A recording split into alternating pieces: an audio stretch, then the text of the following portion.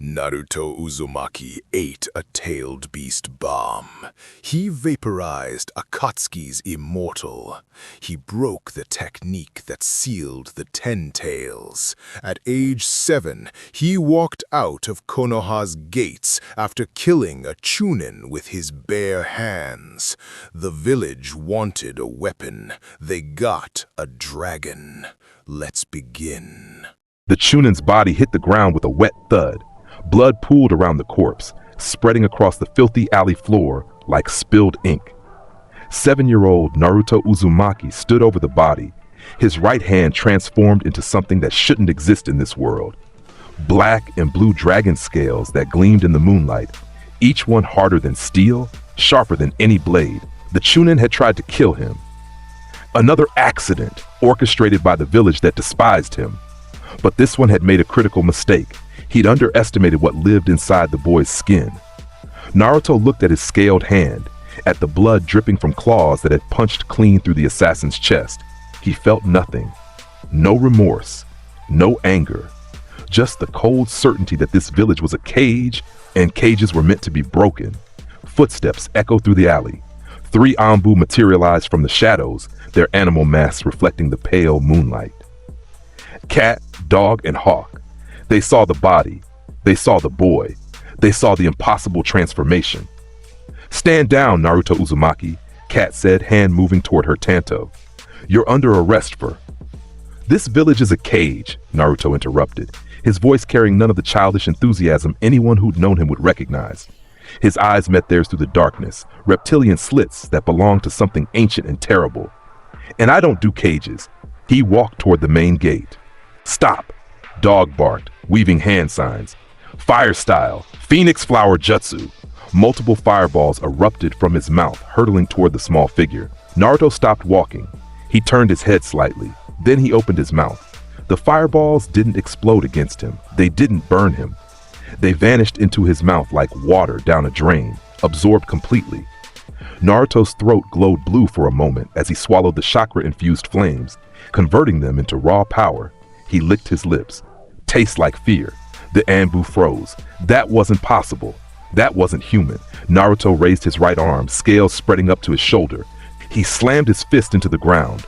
Boom! The shockwave erupted outward in a perfect circle, cracking stone, shattering windows, and sending all 3 Anbu flying backward like leaves in a hurricane. Before they could recover, Naruto was already at the village gate. The massive wooden doors stood before him, reinforced with seals and chakra. They'd held back armies. They didn't hold back a Dragon King. Naruto pulled back his scaled fist and punched straight through. The wood exploded into splinters. The seals shattered in cascades of blue light. The entire gate structure groaned and collapsed as he walked through the wreckage into the night beyond. Behind him, alarms began to ring throughout Konoha. Ahead of him, the world stretched endless and ready to be conquered. Naruto Uzumaki, the Jinchuriki of the 9-tailed fox, had become a missing 9 at age 7. But that name meant nothing to him anymore. He was Acnologia, the Dragon King. And this world would learn to fear that name again. 3 years later, the bandit camp sprawled across the valley like a festering wound. 50 men, maybe more, all armed with stolen weapons and swollen egos. They'd been terrorizing the border villages between Fire and Wind Country for months, killing merchants, burning homes, taking whatever they wanted. Tonight, they'd made a mistake. They'd surrounded the Dragon King. Naruto stood in the center of their camp, dark cloak billowing around him. He wore no shirt beneath it, revealing the intricate blue dragon markings that covered his chest and arms, battle scars from another life, memories etched into his very skin. His blonde hair had grown longer, wilder, framing a face that had lost all traces of childhood softness. He looked 10 years old. He carried the presence of something that had lived for centuries. "Well, well, well," the bandit leader said, swaggering forward with a massive cleaver resting on his shoulder. He was a mountain of a man, scarred and brutal. "What do we have here? A lost little boy? Did you wander away from your mommy?" His men laughed. 50 voices echoing through the valley. Naruto didn't respond. He simply looked at the leader with those cold, reptilian eyes. The laughter died slowly, like a candle guttering out. "Listen, kid," the leader continued, uncertainty creeping into his voice. We're going to give you one chance to. You talk too much. Naruto's mouth opened wider than should be anatomically possible. Blue energy gathered in his throat, crackling with raw, destructive power. The air itself began to vibrate. The bandit leader's eyes widened. What the? Dragon's roar! The blue beam erupted from Naruto's mouth like a tidal wave of annihilation. It was wider than a house, hotter than any fire-style jutsu, and it didn't discriminate. The devastating breath attack swept across the entire camp in a single, continuous blast. Boom! The sound was apocalyptic. The blue flames consumed everything: men, tents, weapons, supplies. Flesh vaporized before it could even scream. Metal melted into slag. The very earth was scorched black and smooth as glass. 5 seconds. That's all it took. When Naruto closed his mouth and the light faded, the valley was silent. Nothing remained but ash and scorched earth. Not even bones. 50 lives erased as casually as wiping dirt from his hands. Naruto pulled his cloak tighter and continued walking. He had somewhere to be, and this hadn't even qualified as a warm-up. Behind him, smoke rose into the sky like a funeral pyre. Another legend to add to the whispers. The whisper. In a tea house in Wave Country, 3 merchants huddled around a table, voices low. Did you hear? They found the Iron Ridge bandit camp. Found what? Bodies? No. Ash, just ash. Everything burned so hot there was nothing left. They say it was him, the blue demon. Bullshit, that's just a story. My cousin's a chunin in Konoha. He says the boy is real. They say he ate a Jonin's jutsu once, just opened his mouth and swallowed the flames like they were food. That's impossible. So is a 7-year-old breaking through Konoha's main gate with one punch, but the gate's still broken. Silence. What is he? They call him the human dragon. Some say he's a demon wearing a boy's skin. Others say he's a god of destruction walking the earth. What does he want? Nothing. Everything. He wanders from place to place, fighting anyone strong enough to interest him. And if you're not strong enough, what? Then you're just ash. The merchants drank their tea and said nothing more. Some things were safer left unspoken. In a hidden sound village laboratory, Kabuto Yakushi placed a report on Orochimaru's desk. You asked about the missing nin from Konoha, Lord Orochimaru. The snake Sanin picked up the document, yellow eyes scanning the text. His expression shifted from curiosity to fascination to something approaching hunger. Naruto Uzumaki, age 10, missing nin since age 7, wanted for desertion and multiple counts of excessive force. He laughed, a cold sound. They don't even know what to call him. Human dragon, blue demon, the one-man apocalypse. Should we attempt recruitment? Kabuto asked. The Nine-Tails container could be valuable. Fool, Orochimaru's eyes flashed. Did you read the reports? He doesn't serve anyone. He doesn't join anything. He's a natural disaster with a human face. He tapped the document. But he's strong, very strong. And the strong always attract those who wish to test themselves. What are you suggesting? Nothing. We wait. Someone will challenge him eventually. And when they do, Orochimaru smiled. I want to see what happens when a dragon fights a god. The forest road was empty except for 2 figures. Itachi Uchiha walked with his typical measured pace, Akatsuki cloak rustling softly. Beside him, Kasame Hoshigaki grinned with shark teeth, Samehada wrapped and strapped to his back. I'm telling you, Itachi, this country has the worst weather, Kasame complained. Too hot during the day, too cold at night, and not a decent body of water for. He stopped. Itachi had raised his hand. Ahead of them, a figure blocked the road. Small, cloaked, radiating killing intent that made the very air feel heavy. A kid? Kasame said, hand moving to Samehada. Out here alone? That's either very brave or very stupid. Naruto looked up at them. 10 years old, but his eyes contained the weight of 4 centuries. He recognized the red clouds on their cloaks immediately. Akatsuki, the organization hunting the tailed beasts. Interesting. Move, Naruto said simply. Kisame's grin widened. Did you hear that, Itachi? The brat's giving us orders.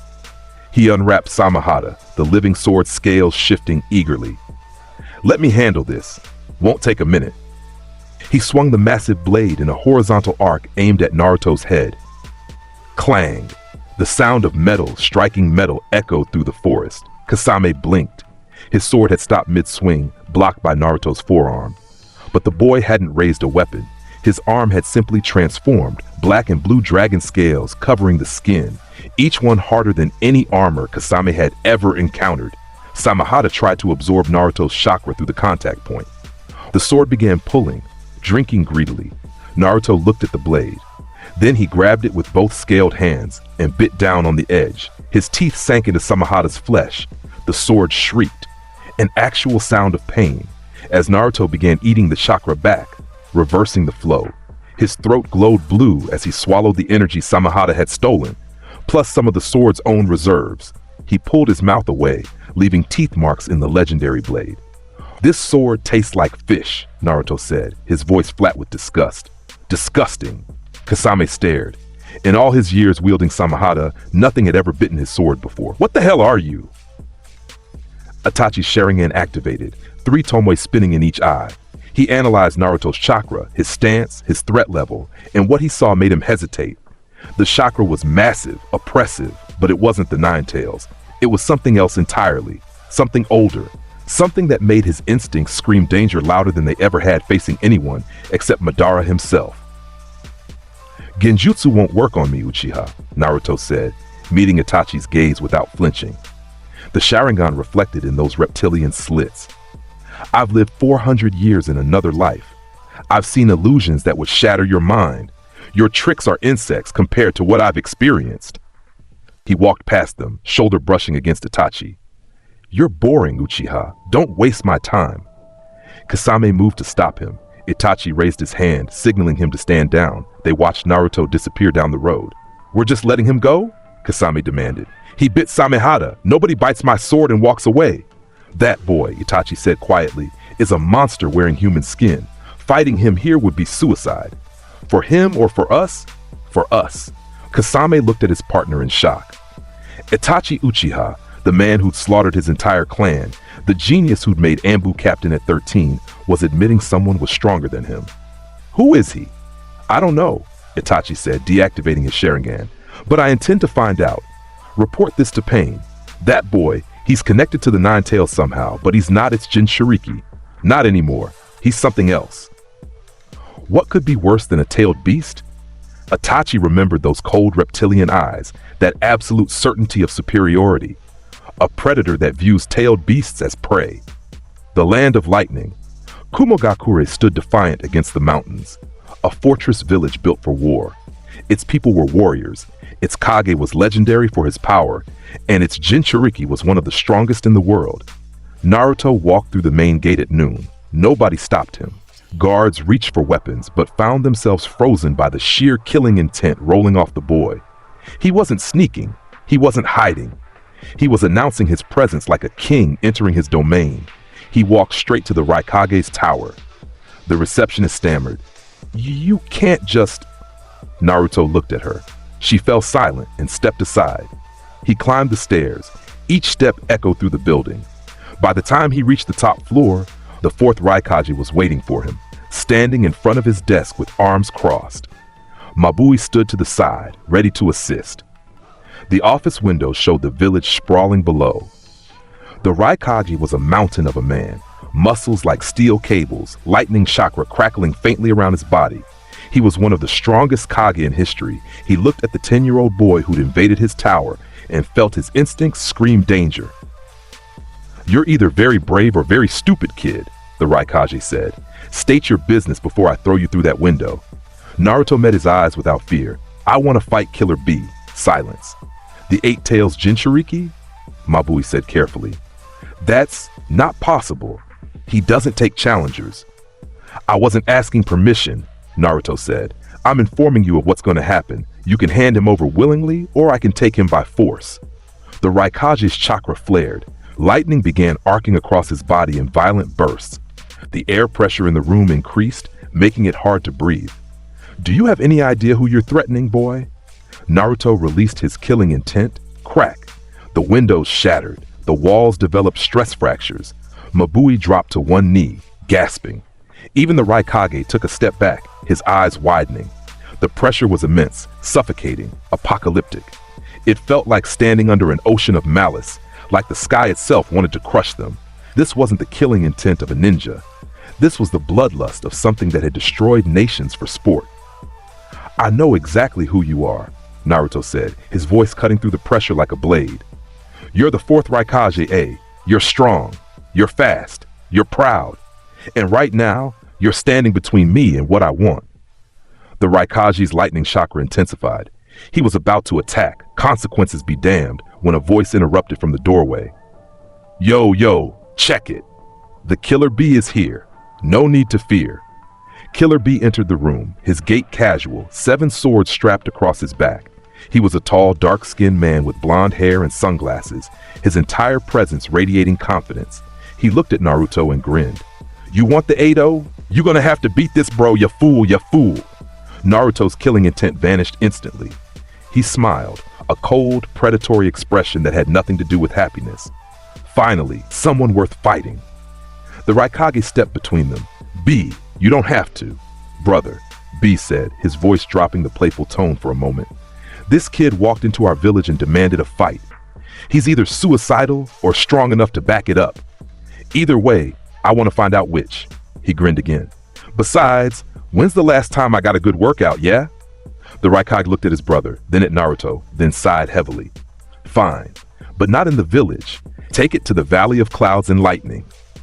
Works for me, Naruto said. B threw him a thumbs up. Meet you there in 10, gonna show you heaven. The Valley of Clouds and Lightning was a massive canyon system outside Kumogakure, named for the perpetual storm clouds that gathered overhead. Lightning struck the ground constantly, scarring the rocks with black char marks. It was the perfect battlefield for a monster. Naruto stood on one side of the valley, cloak discarded, revealing his bare torso covered in blue dragon markings. The wind whipped his blonde hair around his face. His eyes gleamed with anticipation. Across from him, Killer Bee cracked his knuckles. All 7 swords now held in various positions, 2 in his hands, 1 under each armpit, 1 between his teeth, and 2 behind his knees. The super vibrato lightning release sword style, a technique only he had mastered. The Raikage watched from a cliff above with Mabui, ready to intervene if necessary. Kid, I'm gonna give you one last chance, B called out. Walk away now, stay in one piece somehow, ya fool, ya fool. Naruto didn't respond. He simply raised one hand and beckoned with a scaled finger. B's grin widened. All right then, Bakayaro, Konoyaro. He launched forward, spinning like a tornado, all 7 swords creating a whirlwind of blades. The technique was called acrobat, and it had cut through solid steel like paper. Naruto stood still. The swords hit him. Clang, clang, clang, clang, clang, clang. Each blade struck dragon scales that had materialized across Naruto's body. Black and blue armor harder than any metal in the elemental nations. Sparks flew from the impacts, lighting up the valley. Not a single cut drew blood. B backflipped away, all 7 swords still spinning. Okay, that's pretty tight, but let's add some light. He channeled lightning chakra through the blades.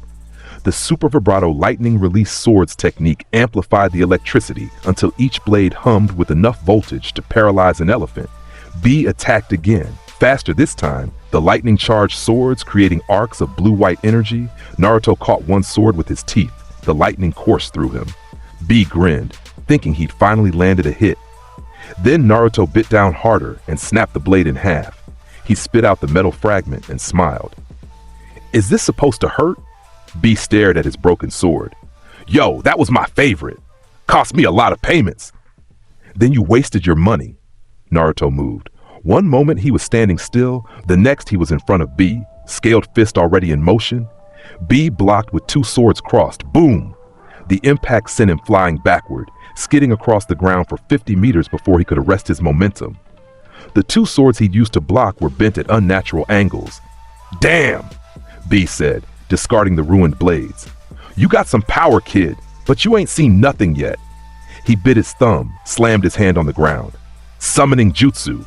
Smoke exploded across the valley. When it cleared, 8 massive tentacles rose from the ground, each one thicker than a building. Then the main body emerged. An enormous octopus bull hybrid with eyes like burning coals.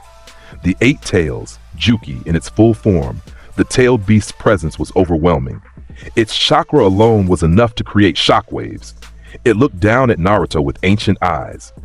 So you're the one who challenged B. Juki's voice rumbled like an earthquake. You're either brave or foolish, child. Naruto looked up at the massive beast, and he laughed. It wasn't a happy laugh. It was the sound of a predator spotting worthy prey, of a Dragon King finding something that might actually provide entertainment. Finally, Naruto roared, his voice carrying across the valley. A beast worthy of the Dragon King. Blue energy exploded from his body in a pillar of light that reached the storm clouds.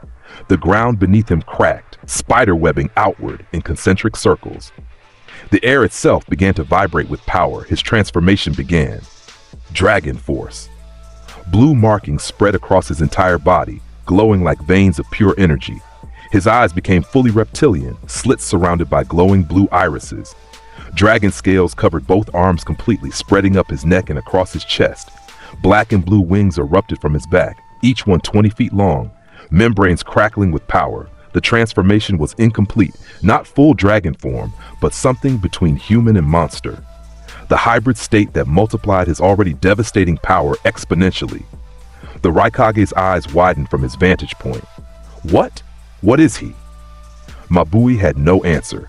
The chakra readings she was sensing didn't make sense. They were off the charts, exceeding even the Eight Tails meant reserves. Juki looked at the transformed Naruto and for the first time in centuries, felt something approaching concern. B, the beast said mentally to its host. This is no ordinary opponent. Be careful. Yeah, B responded.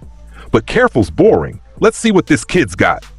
Naruto spread his dragon wings and launched himself at Juki. The speed was incredible. One moment he was on the ground, the next he was in front of the tailed beast's face, scaled fist already in motion. Ah! The punch connected with Yuki's jaw. The shockwave from the impact leveled 3 nearby mountains. Trees were ripped from the earth, boulders shattered into dust. The storm clouds overhead were blown apart, revealing blue sky. Juki's head snapped to the side, the entire massive body staggering. What? B shouted from inside the beast. Did this kid just punch the Eight Tails? He didn't just punch it, Yuki growled, working its jaw. He actually hurt me. Naruto landed on the beast's shoulder, crouched like a gargoyle. You're stronger than the bandits. Good. But are you strong enough to survive? Yuki's tentacles lashed out, each one moving faster than sound, aimed at crushing the small figure. Naruto's wings flared. He took flight, weaving between the massive appendages with grace that defied physics. One tentacle got too close. He grabbed it with both scaled hands and pulled. The Eight Tails, a creature weighing thousands of tons, was yanked forward, its balance disrupted. Impossible! Juki roared. Nothing is impossible for a dragon, Naruto said. He flew higher, pulling the beast with him through sheer strength, then released and drove both feet into Yuki's forehead. Boom! The tailed beast crashed into the valley floor. The impact created a crater half a mile wide. Dust and debris exploded upward in a mushroom cloud. Inside Juki's consciousness, B was feeling every impact. Damn, Juki, you okay? This brat? Juki struggled to its feet, body smoking from the impacts. He's not human. He's not a Jinchuriki. What is he? Does it matter? B grinned despite the pain. Let's show him why we're the best team in the world. Time for the ultimate attack. Agreed. Juki opened its mouth. Chakra began gathering, blue and red mixing, condensing, compressing into a sphere of pure destruction. The tailed beast bomb, an attack capable of destroying entire villages, an ultimate technique that few could survive. The sphere grew larger, gathering more power. Naruto hovered in the air, wings beating slowly, watching the attack charge. The Raikage tensed. He needs to dodge. That attack will kill him. But Naruto didn't dodge. He smiled. Juki finished charging and fired. The tailed beast bomb shot forward like a meteor, a sphere of concentrated chakra that warped the air around it, leaving a trail of destruction in its wake. Naruto flew straight at it. His scaled hands reached out and caught the sphere mid-flight. Time seemed to stop. The tailed beast bomb spun in his grip, trying to detonate, enough power to level a city contained in a ball barely larger than his torso. The energy burned his hands, cracked his scales, pushed him backward through the air, but he held on. You call this an attack? Naruto's voice was strained but mocking. I've eaten bigger. He opened his mouth impossibly wide and bit into the tailed beast bomb. The explosion was immediate and catastrophic. Bomb! A pillar of fire and chakra erupted into the sky, visible for miles. The shockwave flattened what remained of the valley. The storm clouds were formed instantly from the energy discharge, lightning striking the ground in rapid succession. The Raikage shielded his eyes. No one could survive that. The smoke began to clear. A figure stood in the center of the blast zone. Naruto, still in Dragon Force form, smoke rising from his body. His scales were cracked but regenerating. Blood dripped from his mouth. His grin was savage. Delicious. Juki stared. He ate my tailed beast bomb. He actually consumed it.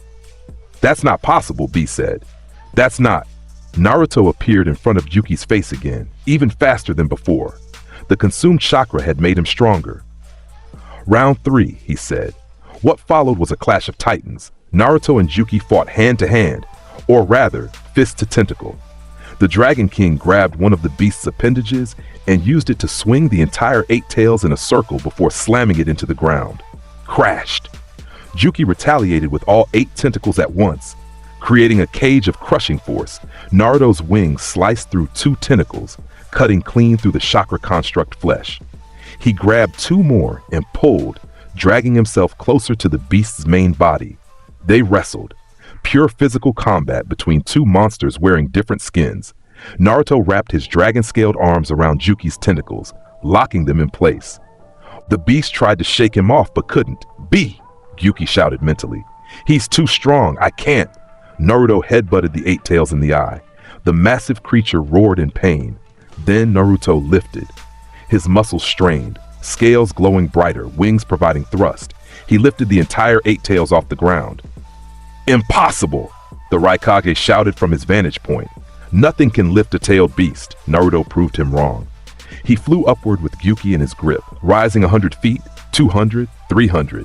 Then he turned and drove the beast straight down into the earth like a meteor. Boom! The impact created a crater so deep it struck underground water reserves.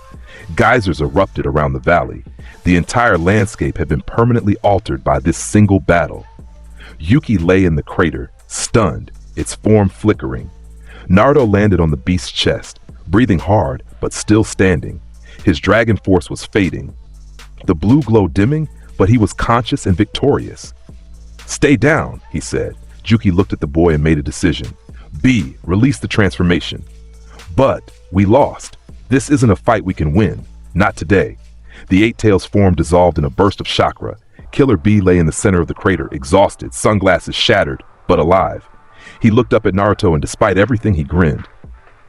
Yo, you really beat the 8-0. No easy feat, ya fool, ya fool. Naruto stood over him, his transformation fading completely, returning to his base form. The blue markings remained, but the scales and wings disappeared. He extended his hand. B stared at it, then laughed and took it. Naruto pulled him to his feet. You survived, Naruto said. That makes you worthy. Worthy of what? Respect. They stood in the ruined valley, 2 warriors who just tried to kill each other, now facing each other with mutual understanding. B wiped blood from his mouth. You know, I fought a lot of people, but you're the first one who made me feel like I might actually lose. You did lose. Yeah, but I'm still breathing. That counts for something. B held up his fist. You know what this is? Naruto looked at the raised fist. It's a fist bump, B explained.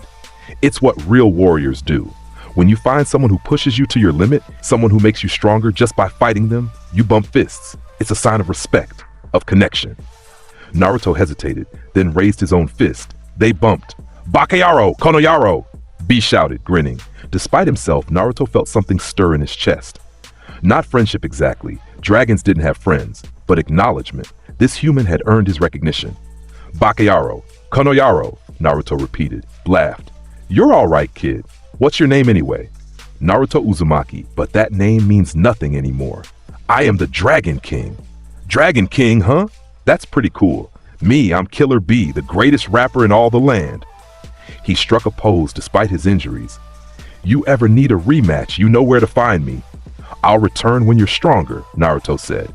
Next time, I won't hold back. Hold back? You were holding back? Naruto didn't answer. He simply turned and walked toward the valley's exit. The Raikage appeared via lightning movement, checking on his brother. B, are you? I'm fine, bro, B said, watching Naruto leave. Just got my ass handed to me by a 10-year-old. The Raikage looked at the devastation around them. Mountains leveled, the valley floor restructured, underground water breached. This single fight had caused more destruction than most wars. He looked at the boy walking away, a small figure disappearing into the distance.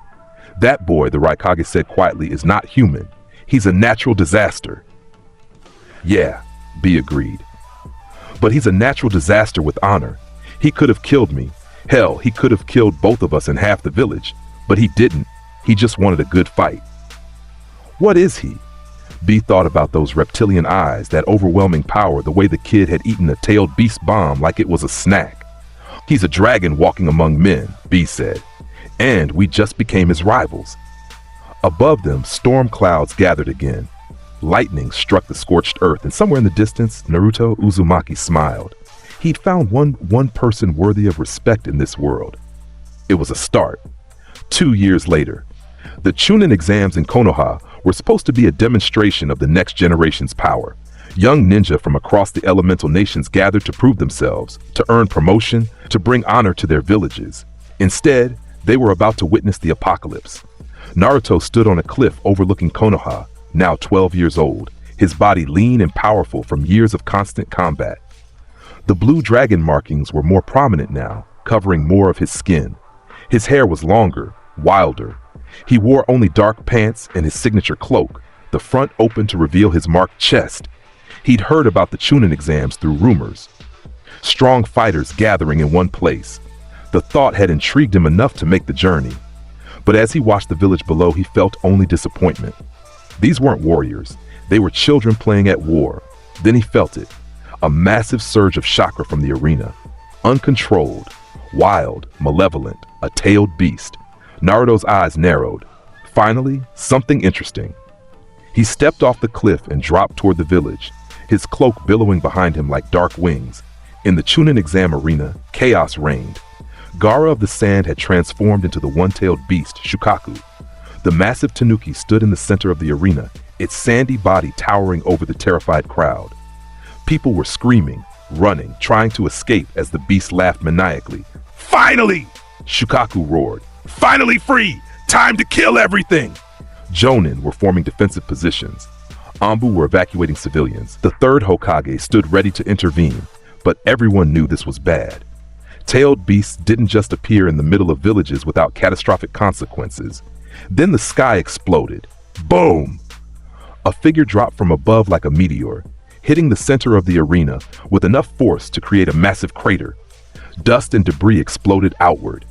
The impact shockwave knocked people off their feet. When the smoke cleared, Naruto stood in the crater, his cloak settling around him, blue markings glowing faintly. The entire arena went silent. Hiruzen Sarutobi's eyes widened in recognition and disbelief. That chakra signature, Naruto? Naruto looked up at Shukaku. The tailed beast looked down at him. "Who the hell are you, brat?" Shukaku demanded. Naruto's expression was pure disgust. "A tanuki? Disappointing. I came for a dragon, not a sand sculpture," Shukaku roared. "You dare mock the great Shukaku! I'll crush you!" The beast raised its massive sand hand and brought it down like a hammer. Naruto didn't move. The sand hand hit him, and he caught it. Two small human hands stopping a tailed beast's strike. The sand began swirling around him, trying to bury him, suffocate him. Naruto opened his mouth. The chakra-infused sand began flowing into his mouth like water down a drain. He was eating it, consuming the very substance of Shukaku's body, converting the chakra into raw power. Shukaku's eyes widened. "What? That's impossible!" "You're not a dragon," Naruto said, still eating the sand. His throat glowed blue with each swallow. "You're just sand." He finished consuming the entire arm. Shukaku's limb was gone, evaporated into nothing. The crowd watched in stunned silence. "What is he?" someone whispered. "He's eating a tailed beast." "That's not human." Naruto spread his arms. Blue energy began gathering in his mouth, crackling with destructive power. The air temperature rose dramatically. "Let me show you what real power looks like," he said. "Dragon's roar." The blue beam erupted from his mouth, wider than before, hotter than before. A concentrated lance of annihilation aimed directly at Shukaku. The tailed beast tried to dodge but wasn't fast enough. Boom! Boom! The dragon's roar struck Shukaku dead center, punching clean through the sandy body. But it didn't stop there. The beam continued, blowing a massive hole through Konoha's outer wall, vaporizing everything in its path for half a mile. Buildings were obliterated. The earth was scorched black. A path of destruction carved straight through the village. When the light faded, Shukaku was missing its entire midsection. The beast was regenerating, but slowly, chunks of sand falling from the wound. Impossible. Shukaku wheezed. No human can hurt me like this. Naruto's back erupted with dragon wings. The black and blue membrane spread wide, crackling with power. He took flight, rising into the air with powerful beats of his wings. The crowd gasped. Some screamed. Everyone stared. Naruto flew straight at Shukaku's head, building speed, becoming a blue comet. Inside the beast, Gaara was losing consciousness, his control slipping. Naruto grabbed the beast's head with both scaled hands and pulled Gaara out of the sand like pulling a weed from soil. The boy came free, unconscious, the sand connection severed. Shukaku's form began destabilizing immediately. No, not again! Not back in the seal! Naruto punched the tailed beast in the face with one devastating blow. The impact created a shockwave that shattered windows across 3 districts. Shukaku's sandy form exploded backward, crashing through buildings. But Naruto's punch had accomplished something more important. It had disrupted the manifestation completely. The sand collapsed, flowing back into Gaara's body, back into the seal. The tailed beast disappeared with a final roar of frustration. Naruto dropped Gaara's unconscious body. The boy fell 20 feet and hit the ground hard. Pathetic, Naruto said. He descended slowly, landing in the ruined arena. His wings folded against his back, but didn't disappear yet. The entire crowd was staring at him. Chunin, Jonin, Kage from other villages, spectators, everyone. The silence was absolute. Then someone recognized him. That's Naruto Uzumaki, a Konoha Jonin shouted. The missing nin, he's wanted for being stronger than all of you combined, Naruto interrupted, his voice carrying across the arena, for refusing to be caged, for choosing freedom over servitude. Hiruzen stepped forward, trying to maintain some control over the situation. Naruto, you've returned. Perhaps we can talk. Naruto's laugh was cold. You think I came here to talk, old man? I came because I sensed a tailed beast. I thought it might be worth fighting. I was wrong. It was just a sand sculpture with delusions of power.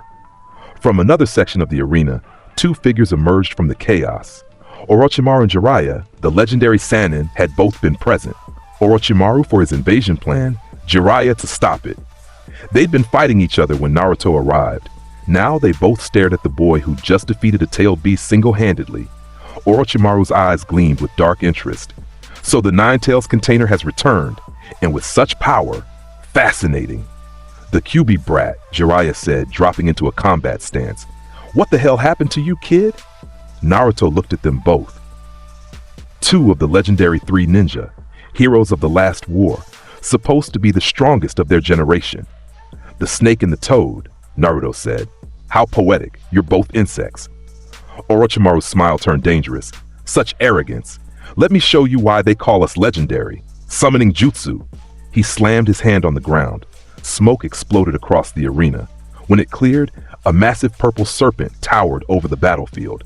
Manda, the boss summon of the snake contract, one of the most feared creatures in the elemental nations.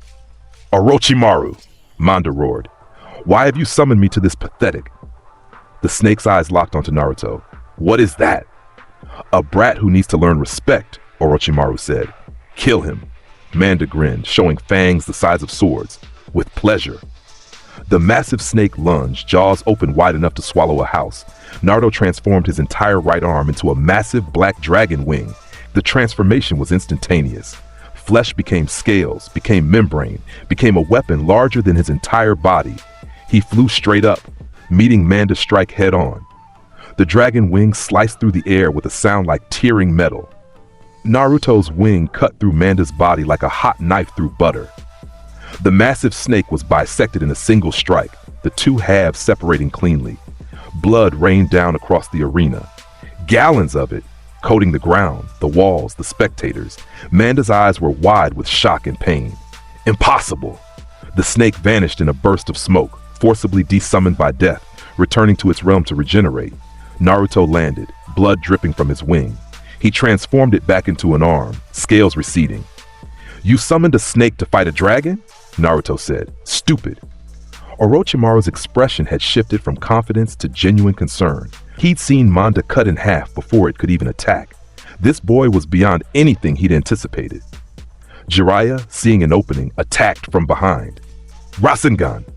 The spiraling sphere of chakra, an A-rank technique that had taken Jiraiya years to master, struck Naruto's back dead center. The attack hit. Then Naruto's back transformed into dragon scales at the point of impact. He reached behind himself and grabbed Jiraiya's wrist, the Rasengan still spinning against his scaled skin. Blue energy began flowing from the technique into Naruto's body. He was absorbing it. The Rasengan grew smaller, fading as Naruto consumed the chakra. Within seconds, it was gone completely, eaten like all the other attacks before it. Naruto looked over his shoulder at Jiraiya. Is this the power of the legendary Sannin? Boring. He released Jiraiya's wrist and kicked backward without looking. Boom! The kick caught Jiraiya in the stomach, sending the Sannin flying across the arena. He crashed through the wall and kept going, tumbling into the street beyond. Orochimaru threw kunai, dozens of them, each one aimed at vital points. Naruto didn't dodge. The kunai struck his skin and bounced off harmlessly, deflected by dragon scales that materialized and vanished in microseconds. Enough of this? Naruto said. He raised both hands above his head. Blue energy began gathering between his palms, growing larger, condensing into a massive sphere of pure destructive power. The temperature in the arena rose dramatically. The air itself began to shimmer from the heat. Let me show you what real power looks like, Naruto said. The sphere continued growing, becoming brighter, the energy output reaching catastrophic levels. Hiruzen recognized the danger immediately. Everyone evacuate, now! But there wasn't time. Eternal flare! Naruto released the sphere. Boom! The explosion was apocalyptic. A miniature sun erupted in the center of Konoha, expanding outward in a perfect sphere of annihilation. Blue flames consumed everything they touched, buildings, trees, earth, air. The heat was so intense that stone melted, metal vaporized, and the very ground turned to glass. The forest of death, the massive training area outside the arena, was completely flattened. Every tree vaporized, every animal incinerated. The entire landscape transformed from dense forest to barren wasteland in seconds. A mushroom cloud rose into the sky, visible from every corner of the fire country. Orochimaru had used a substitution jutsu at the last possible second, escaping into the underground tunnels. He fled, his invasion plan abandoned, all thoughts focused on survival. Jiraiya entered Sage Mode mid-flight, channeling natural energy to create a barrier that barely protected him from the blast. He landed on one knee a mile away, sweating, gasping for air. This power, it's beyond anything I've ever seen.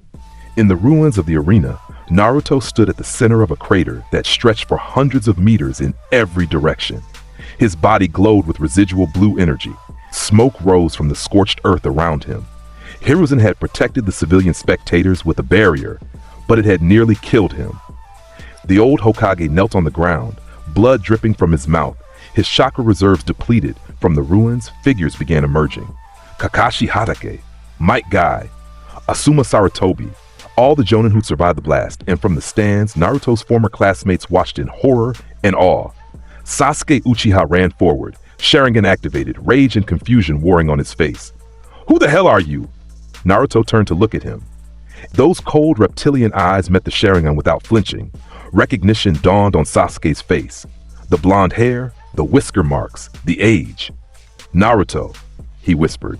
Sakura Haruno stumbled forward from the debris, her face pale. That's not possible. Naruto was. He was the dead last. He was weak. He was. I am the Dragon King, Naruto interrupted, his voice cutting through the shocked silence. His gaze swept across all of them, his former classmates, his former teachers, the village that had tried to cage him. And this world is my hunting ground. He released his killing intent. The pressure slammed down on everyone like a physical weight. People dropped to their knees. Buildings that had survived the blast developed cracks. The very air became difficult to breathe. Chunin passed out from the pressure. Jonin struggled to remain standing. Even Kakashi, the famed copy ninja, found himself on one knee, fighting just to stay conscious. This killing intent, Kakashi gasped. It's suffocating, like standing at the bottom of an ocean. Sasuke activated his curse mark in desperation, trying to resist the pressure. It wasn't enough. He collapsed to both knees, Sharingan spinning helplessly. Sakura couldn't even stay conscious. She fell forward, saved from hitting the ground only by Ino catching her. Might Guy tried to open the gates, but the killing intent was so oppressive it disrupted his chakra flow. Naruto looked at them all, these people he'd known in another life, in a version of himself that felt like a distant dream. The loud kid who'd wanted acknowledgement, the fool who believed in the village that Naruto was dead. Konoha has nothing left to offer me, he said, his dragon wings spread, preparing for flight. But the Akatsuki, they hold the dragons I seek, the tailed beasts. 9 of them, scattered across the world. I will dominate them all. I will prove that I am the apex predator of this world. Hiruzen tried to speak, tried to say something, anything that might reach the boy. Naruto, you don't have to. Save your words, old man. You had 7 years to treat me like a human. You chose otherwise. This is the consequence. Naruto's wings beat once, creating a shockwave that knocked people backward. He rose into the air, hovering above the ruins of what had been Konoha's greatest arena. The next time we meet, he said, his voice carrying across the destroyed battlefield, it will be when I return for the 9 tails. And on that day, your village will learn what true fear means. He turned and flew away, a dark figure silhouetted against the smoke and flames. Behind him, Konoha burned. The invasion was over, but not because the village had defended itself. It was over because something far more terrifying than Orochimaru had appeared and reminded everyone that there were forces in this world beyond their understanding. Hiruzen watched Naruto disappear into the distance, feeling older than he ever had before. What have we created? He whispered. Kakashi pulled himself to his feet, looking at the destruction. An entire section of the village was simply gone, vaporized. The forest of death was now the wasteland of death, and it had all been done by one 12-year-old boy. Not we, Kakashi said quietly. That's not our Naruto. That's something else wearing his face. Sasuke stared at the sky where Naruto had vanished, his Sharingan still active, recording everything. He's strong, stronger than anyone I've ever seen, stronger than my brother, stronger than you? Sakura had regained consciousness, her voice weak. Sasuke, that wasn't even close to a fight. He could have killed us all without trying. I know.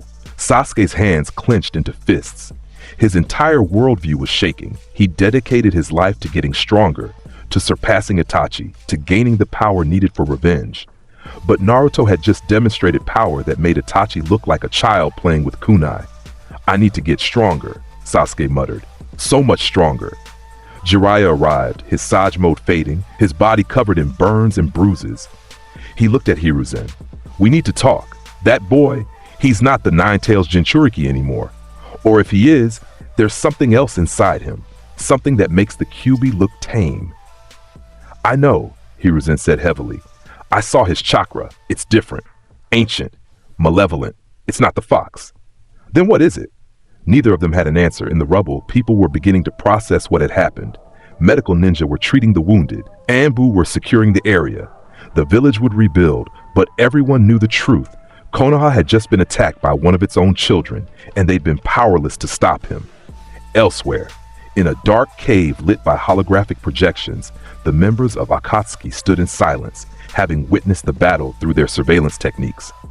Pain, the leader, spoke first. The Nine-Tails Jinchuriki. He's not a normal Jinchuriki, Konan said. That power! It's beyond anything we've encountered. Itachi stood in the shadows, remembering his encounter on the road. I told you he was dangerous. Dangerous? Kasame laughed.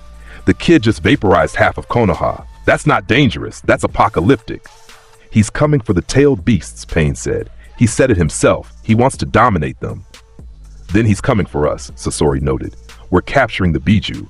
Our goals conflict. Good, Hiden said, grinning maniacally. I want to sacrifice something that's strong to Jashin. You'd be dead in seconds, Kakuzu muttered. Did you see what he did to Manda? That snake was nearly as strong as a tailed beast. The boy cut it in half like it was paper. Deidara's eye twitched. That explosion, that eternal flare, it was art. True art. Destruction on such a scale. Focus, Pain commanded. This changes our timeline. We need to accelerate the Biju capture. If this boy reaches them first, our entire plan could be jeopardized. Or, Itachi said quietly, we could recruit him. Everyone turned to look at him. Recruit? Pain's voice was skeptical. You think he would join us? No, but he's hunting the same targets we are. We could allow him to weaken them, then capture what remains. That's assuming he doesn't capture them himself, Conan pointed out. He won't, Itachi said with certainty. He doesn't want to capture them. He wants to dominate them, to prove he's stronger. It's not about sealing the Biju, it's about conquest.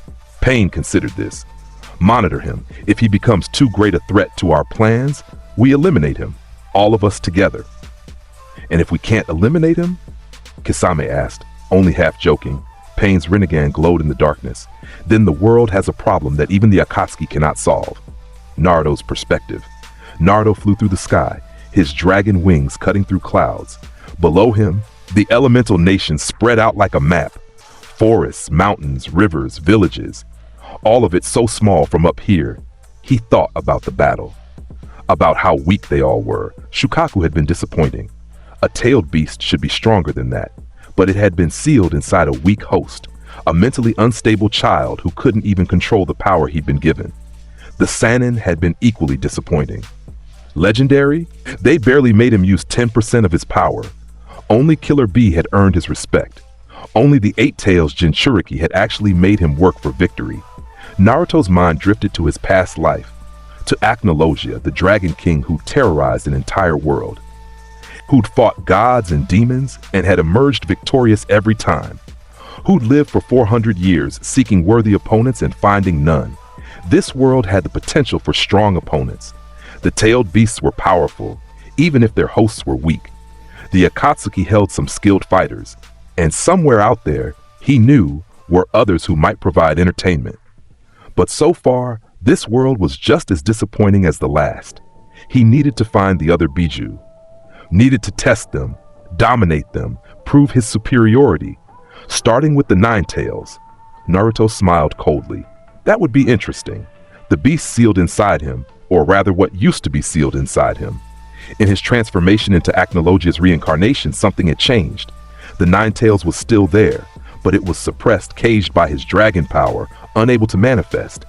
Eventually, he'd need to settle that, to either consume the fox or force it into submission, but not yet.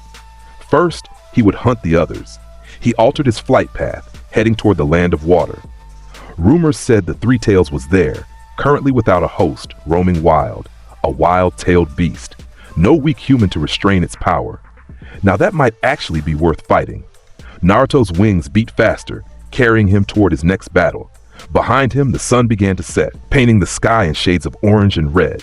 And across the elemental nations, people whispered about the blue demon, the human dragon, the boy who'd attacked Konoha and walked away unscathed. The legends were spreading. Soon, everyone would know the name Naruto Uzumaki, and they would learn to fear it. The aftermath in Konoha. 3 days after the attack, the village was still recovering. The council chamber was packed. Every clan head was present. Every advisor, the Jonin commander, even representatives from the Fire Daimyo's court. Hiruzen Sarutobi sat at the head of the table, looking older and more tired than anyone had ever seen him.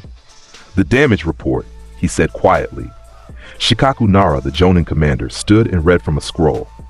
43 buildings completely destroyed, 112 damaged beyond repair.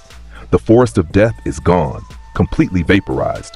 We estimate rebuilding will take 2 years and cost. He paused. More than the village can afford without substantial loans. Casualties? Hiruzen asked. 17 dead from the initial blast, 43 injured. Most of the deaths were from Orochimaru's invasion force, but Shikaku hesitated. 3 of our own Jonin died from the killing intent alone. Their hearts simply stopped. Silence filled the room. This boy, Danzo Shimura said, his single visible eye cold and calculating. This Naruto Uzumaki, he was supposed to be our weapon, our ultimate defense. Instead, he's become the greatest threat to the village since the Nine-Tails attack. He's not a weapon, Jiraiya snapped. He's a child that this village failed. A child? Danzo's voice was scathing. That thing destroyed half our village. It defeated a tailed beast single-handedly. It made our strongest ninja look like academy students. That is not a child. That's a monster. A monster we created, Hiruzen said quietly. Everyone turned to look at him. We knew about the abuse. We knew about the assassination attempts. We knew he was suffering, and we did nothing. We thought the seal would hold. We thought he would simply endure. We were wrong. So what do we do now? Sumi Inuzuka asked. Do we hunt him? Do we try to bring him back? Neither, Kakashi said from his position against the wall. We couldn't catch him if we tried, and we definitely couldn't force him back. Did you see how fast he was flying? How strong his attacks were? We'd need an army, and even then we'd probably lose, Guy finished. I hate to admit it, but that boy is beyond anything I've ever encountered. Even my 8th gate might not be enough. The real question, Shikaku said, is what happens when he comes back? Because he will come back. He said so himself. He wants the 9 tails. Then we prepare, Hiruzen said. We strengthen our defenses. We train harder. We die, Sasuke Uchiha interrupted from the corner where he'd been allowed to observe. Every eye turned to him. You didn't see what I saw. My Sharingan recorded everything. I've analyzed every movement, every technique, every expression. That wasn't someone fighting seriously. That was someone playing. And we still couldn't touch him. Sasuke, Kakashi warned. It's the truth, Sensei. We're not strong enough. Not even close. If he comes back tomorrow, we lose. If he comes back in a year, we lose. If he comes back in 10 years, Sasuke's hands clenched. We need to get stronger. All of us. Or when he returns, there won't be a village left to defend. Hiruzen looked at the young Uchiha and saw the determination in his eyes.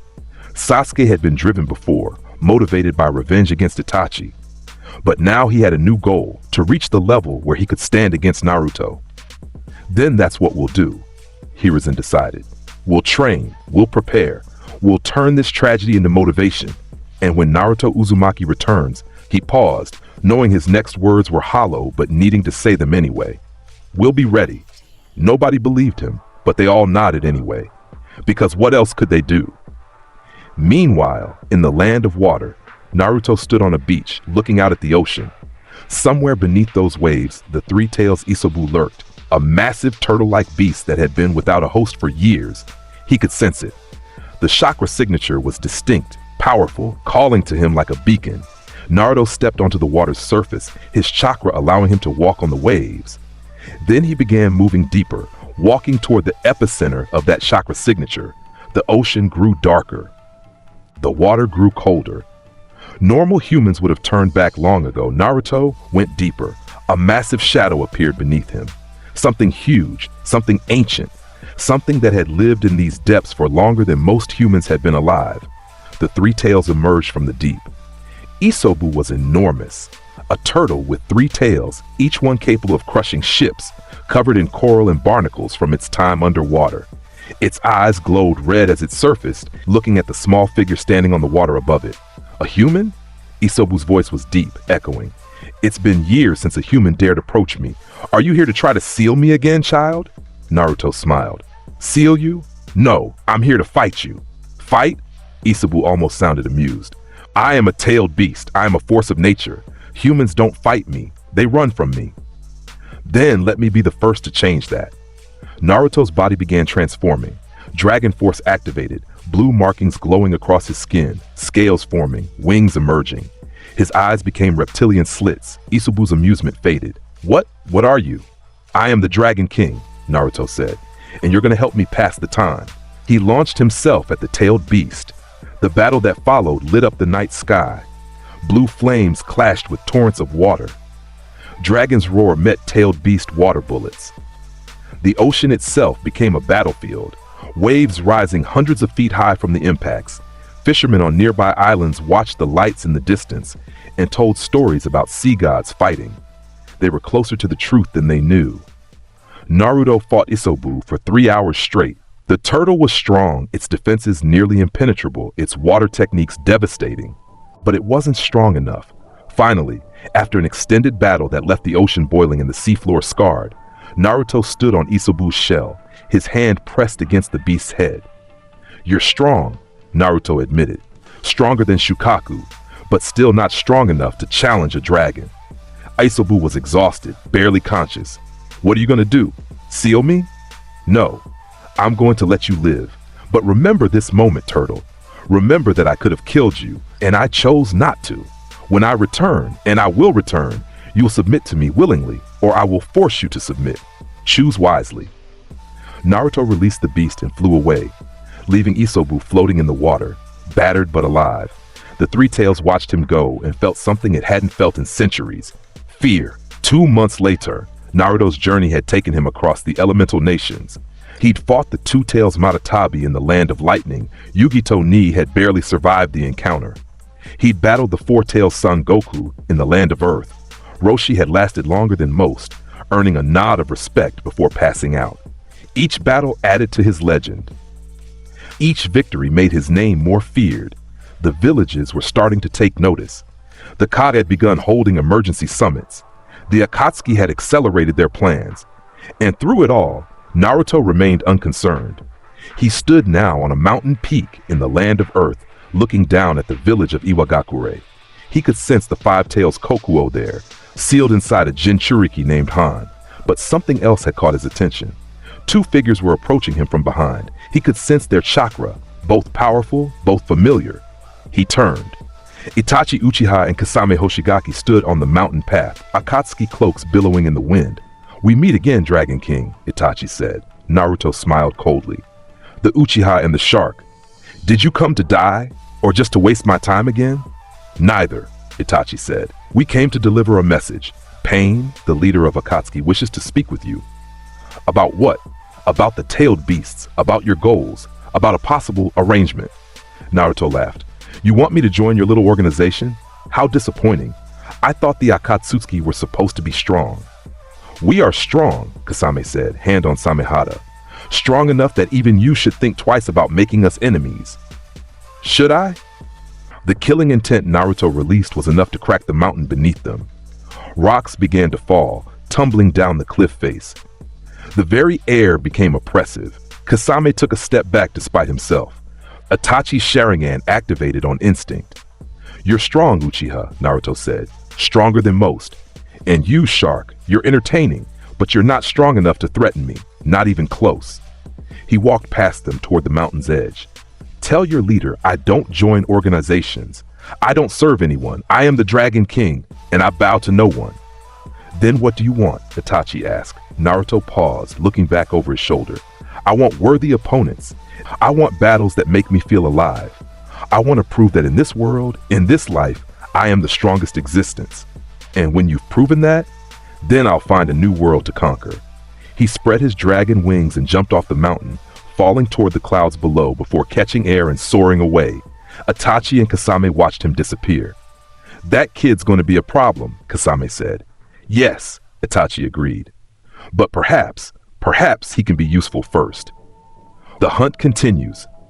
Over the next year, Naruto's legend grew to mythical proportions. He fought the six-tailed Saiken in the land of water. The Jinchuriki, Utakata, actually managed to land several hits before being overwhelmed. Naruto complimented him on his bubble techniques before knocking him unconscious. He battled the seven-tails Chome in the land of waterfalls. The Jinchuriki, Fu, was energetic and friendly, almost reminiscent of the old Naruto. He defeated her gently, relatively speaking, and she woke up afterward with surprisingly few injuries and a strange sense that her opponent had been holding back significantly. The stories spread: the boy who eats jutsu, the human dragon who defeated five-tailed beasts, the monster who destroyed Konoha's forest, the demon with reptilian eyes. Some called him a hero. Most called him a monster. All agreed he was dangerous. And through it all, Naruto felt only disappointment. These tailed beasts were strong, yes, but they weren't dragons. They were animals with power, not apex predators.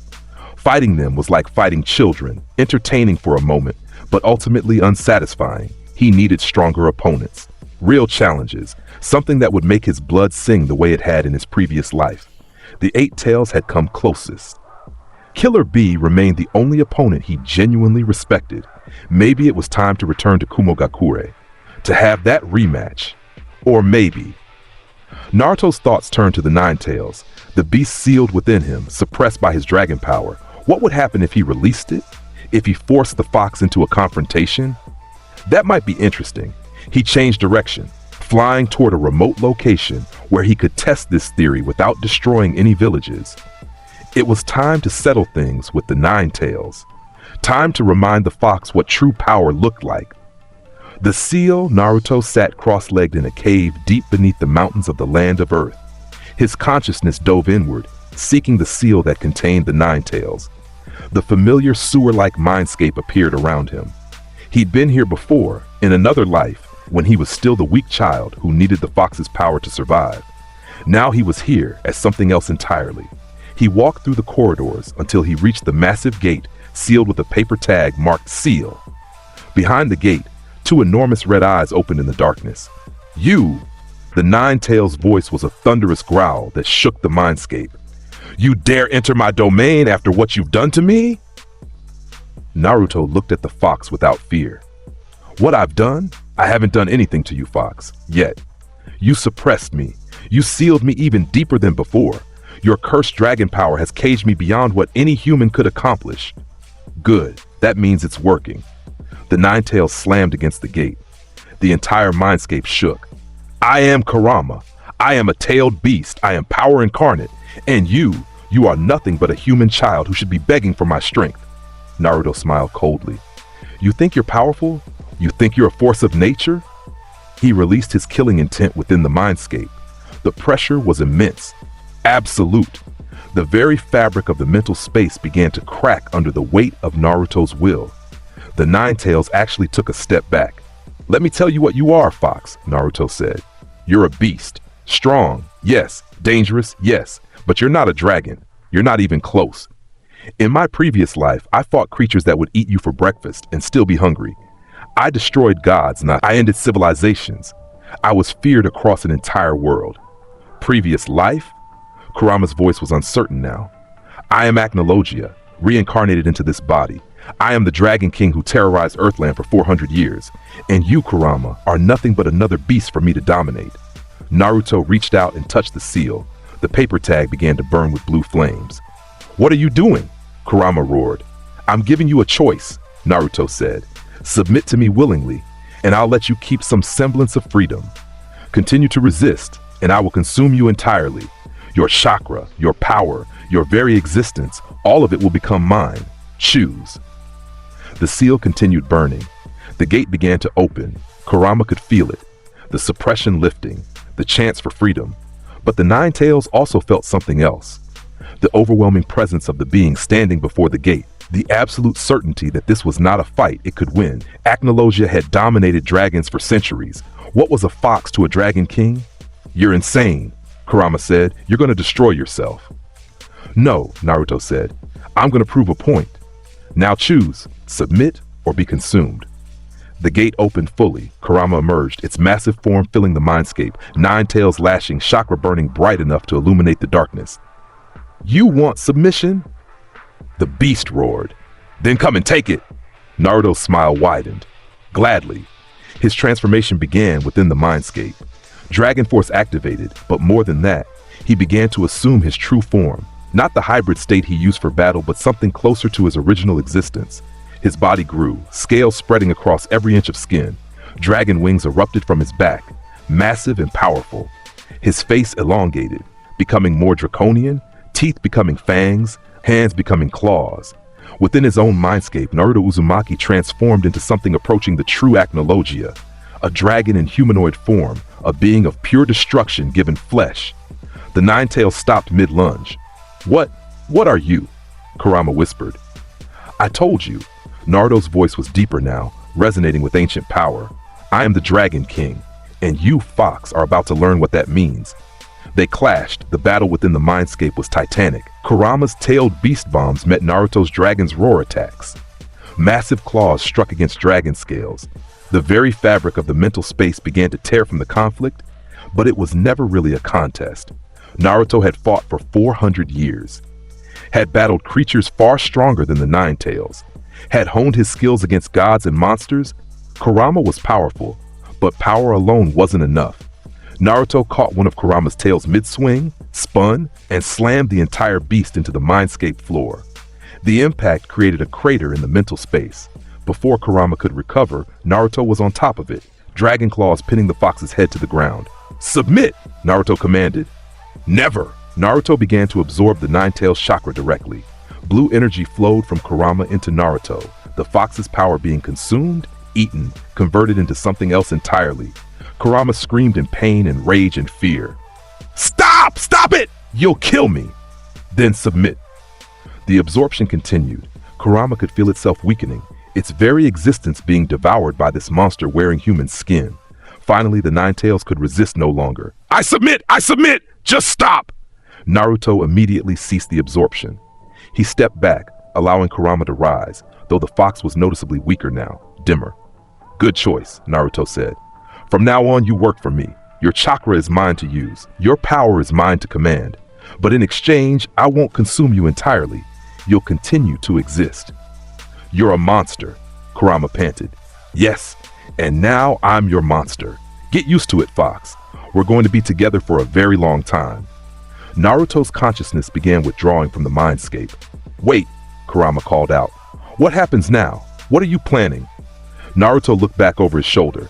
"I'm going to hunt the remaining tailed beasts. I'm going to dominate them all. And then I'm going to find the strongest beings in this world and prove that I am superior. And after that, Naruto smiled coldly. "After that, I'll probably get bored and destroy everything. That's what dragons do, Fox. We conquer, we dominate, we destroy. It's in our nature." He vanished from the mindscape, leaving Kurama alone in the darkness. The Nine Tails sat in silence, processing what had just happened. For the first time in its long existence, it had been truly defeated. Not sealed, not suppressed, defeated. "This world," Kurama said to the empty air, "is about to learn what real fear looks like." External Naruto opened his eyes in the cave. His body was covered in blue markings that glowed faintly in the darkness. He could feel it. The Nine Tails chakra was now completely under his control. No more seal suppressing it. No more forced imprisonment. The fox had submitted willingly, understanding that the alternative was oblivion. Naruto stood and walked to the cave entrance. The sun was setting, painting the sky in shades of orange and red. He spread his dragon wings and took flight once more. Two-tailed beasts remained on his list. The one-tailed Shukaku, which he'd already dominated once. And the eight tails, the only beast that had actually given him a challenge. It was time for his rematch with Killer Bee. Time to see if the Jinchuriki had gotten any stronger.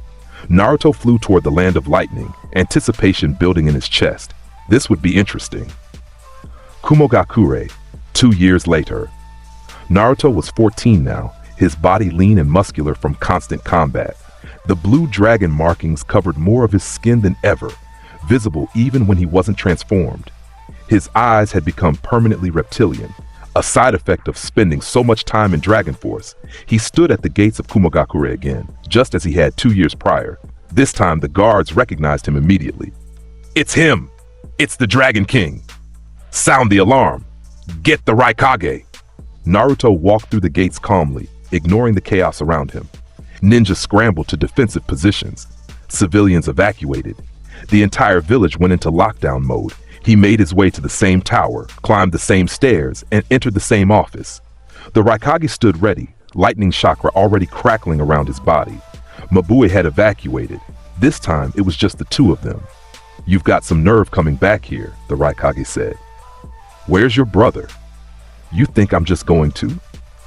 "I can sense him," Naruto interrupted. "He's in the training grounds outside the village. Shall we save time and go there now? Or do you want to waste both our lives pretending you can stop me?" The Raikage's jaw clenched. He wanted to fight, wanted to defend his village's honor. But he also remembered the reports from their last battle, the devastation, the sheer power gap. "What do you want with B?" "A rematch. He's the only opponent who's ever made me work for victory. I want to see if he's gotten stronger. And if I refuse?" Naruto released just a fraction of his killing intent. The windows cracked. The floor groaned. The Raikage felt his knees want to buckle, though he resisted through sheer willpower. "Then I'll find him myself, and your village will be collateral damage. Your choice, Raikage." A moment of tense silence. Then a voice called from outside the window. Yo, big bro, I'm here to go. The Dragon King wants another show." Killer Bee stood on the roof opposite the tower, all 7 swords ready, a wide grin on his face. The Raikage sighed heavily. "B, it's cool, brother," B said, dropping the playful tone. "I've been training for this. I want to see how much I've grown too." He looked at Naruto and the grin returned. "Same place as before, yeah?" Let's see who's better. Naruto smiled, a genuine expression this time, not cold or mocking. Let's. The Valley of Clouds and Lightning, rematch. The valley had never fully recovered from their first battle. Massive craters still pockmarked the landscape. The rock walls bore scorch marks that would never fade. It was a testament to their previous clash. Now they faced each other again. Naruto and Killer Bee, two warriors who'd earned each other's respect, ready to test themselves once more. You've gotten stronger, Naruto observed. Bee's chakra was denser, more refined. His movements were sharper. Good. You have no idea, Bee said. Been training like crazy. Gonna make you hazy. He didn't waste time with preliminaries. Bee immediately transformed, calling forth Gyuki's full form. But this time, the transformation was smoother, faster, more controlled. The massive octopus bull emerged in seconds instead of minutes, and Naruto could sense it. The coordination between Bee and Gyuki had improved dramatically. They were truly partners now, working in perfect sync. Impressive, Naruto said. You've achieved perfect synchronization. More than that, Gyuki's voice rumbled. We've surpassed our limits. Last time you fought us separately. This time you face us as one. Bee and Gyuki moved. The speed was incredible, far beyond what they'd shown 2 years ago. Tentacles lashed out in coordinated patterns, each one aimed at vital points, moving in a rhythm that made them nearly impossible to predict. Naruto dodged, weaved, blocked with dragon scales. Clang! Clang! Better, he laughed. Much better. He entered Dragon Force, his transformation instant and complete. Blue energy exploded outward, his power multiplying. They clashed again. This time the battle was even. For every attack Naruto landed, Bee and Gyuki countered with 2. For every dragon's roar Naruto unleashed, Gyuki fired a tailed beast bomb. The valley was being destroyed again, reshaped by their conflict. Mountains crumbled, the earth split, the storm clouds overhead were blown away and reformed multiple times. Dragon's roar! Tailed beast bomb! The 2 attacks met midair. Boom! The explosion lit up the sky for miles. The shockwave reached Kumogakure, rattling windows and making people duck for cover. When the smoke cleared, both fighters were breathing hard. Naruto was bleeding from several cuts, the first time he'd been injured in years. Bee's Gyuki form was damaged, several tentacles severed. You've earned this, Naruto said, his voice carrying genuine respect. You're worthy. He raised both hands, gathering energy for his ultimate attack. Eternal. Wait, Bee called out. Gyuki's form shrank and Bee emerged in his human form, walking toward Naruto with his hands raised. We don't need to finish with the big boom. I proved I'm stronger. You proved you're still the king. Let's call it even, yeah? Naruto paused, the energy dissipating from his hands. Even? We're rivals now, fool. Bee grinned. True rivals don't try to kill each other every time. We push each other to grow. That's what makes us strong. For a long moment, Naruto said nothing. Then he smiled, a genuine, warm expression that transformed his usually cold face. Rivals, he repeated boldly. I like that. He deactivated his dragon force, landing on the ground in his base form. They met in the center of the ruined valley. Bee held up his fist. Bakayaro, Konoyaro! Naruto bumped his fist against Bee's. Bakayaro, Konoyaro! They stood there, 2 of the strongest beings in the world, acknowledging each other as equals. You know, Bee said, the other villagers are terrified of you. They're forming alliances, planning strategies, building weapons. They think you're coming to destroy everything. Should I care? Nah, but I thought you should know. Akatsuki's making moves too. They've captured the 2 tails and the 4 tails. They're coming for the rest of us. Naruto's eyes narrowed. Are they now? Yeah. Might want to settle that before you and I have our final match. Can't have a proper fight if I'm dead. Ya fool. Ya fool. True. Naruto looked toward the direction of Omegakure, where he knew Akatsuki's base was hidden. I suppose it's time to deal with them. They've been hunting what's mine. The tailed beasts aren't yours. They are now. I've dominated 5 of them. The others will follow. And Akatsuki thinks they can just steal my prey? Naruto's smile turned cold again. They're about to learn what happens when you anger a dragon. Killer Bee watched Naruto's expression shift from genuine warmth back to that cold, predatory focus. The brief moment of connection between rivals evaporated as the Dragon King's eyes turned toward Omegakure, toward the organization that had dared to steal what he considered his. You know where their base is? Bee asked, though he already knew the answer. I can sense chakra signatures from miles away. The Akatsuki members radiate power like beacons. Naruto's dragon markings began to glow faintly. They've been hunting tailed beasts across the nations. 2 tails, 4 tails. They think they can just take what belongs to me? Technically, the bijou don't belong to anyone. They belong to whoever can dominate them. Naruto's voice was flat, certain. I fought 5 of them. I forced the 9 tails into submission. I've proven my superiority. These Akatsuki members think they can cage dragons with their fancy jutsu and their demon statue?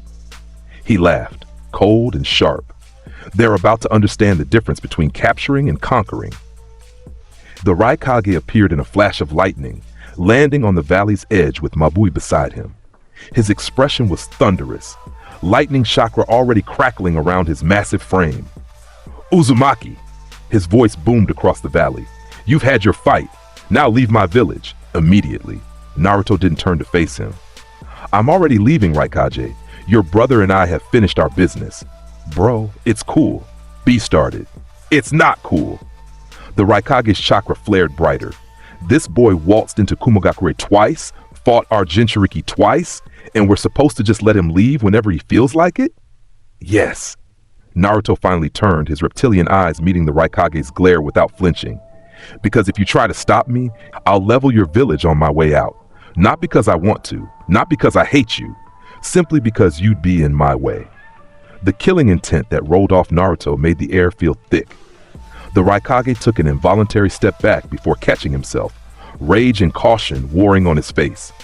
You think you can threaten the Cloud Village? It's not a threat, it's a fact. Naruto spread his dragon wings, the black and blue membranes catching the wind.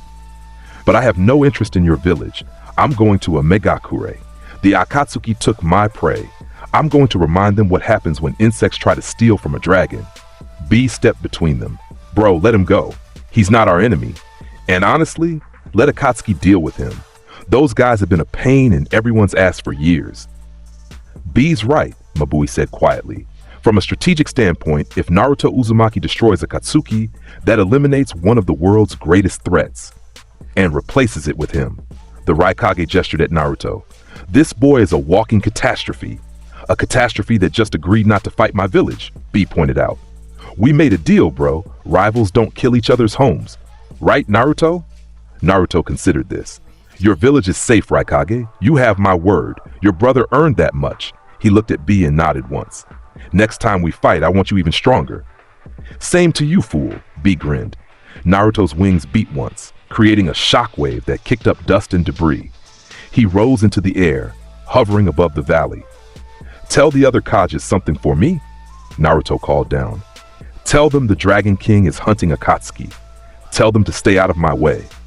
And tell them that when I'm finished, I'll come collect the remaining tailed beasts. 1 tail and 8 tail are the only free ones left. I intend to keep it that way. He shot forward, wings propelling him through the sky faster than most ninja could run. Within seconds, he was gone, a dark speck disappearing toward the horizon. The Raikage watched him go, fists clenched. This is going to start a war. Maybe, B said. But it won't be our war. Let the dragon fight the demons. We'll pick up the pieces after. And if there are no pieces left to pick up, B's grin faded slightly. Then we'd better hope he stays bored with us. The emergency summit was called within 24 hours in the neutral territory of the Land of Iron, surrounded by snow-capped mountains and patrolled by samurai who answered to no shinobi village. The 5 kage gathered in a circular chamber.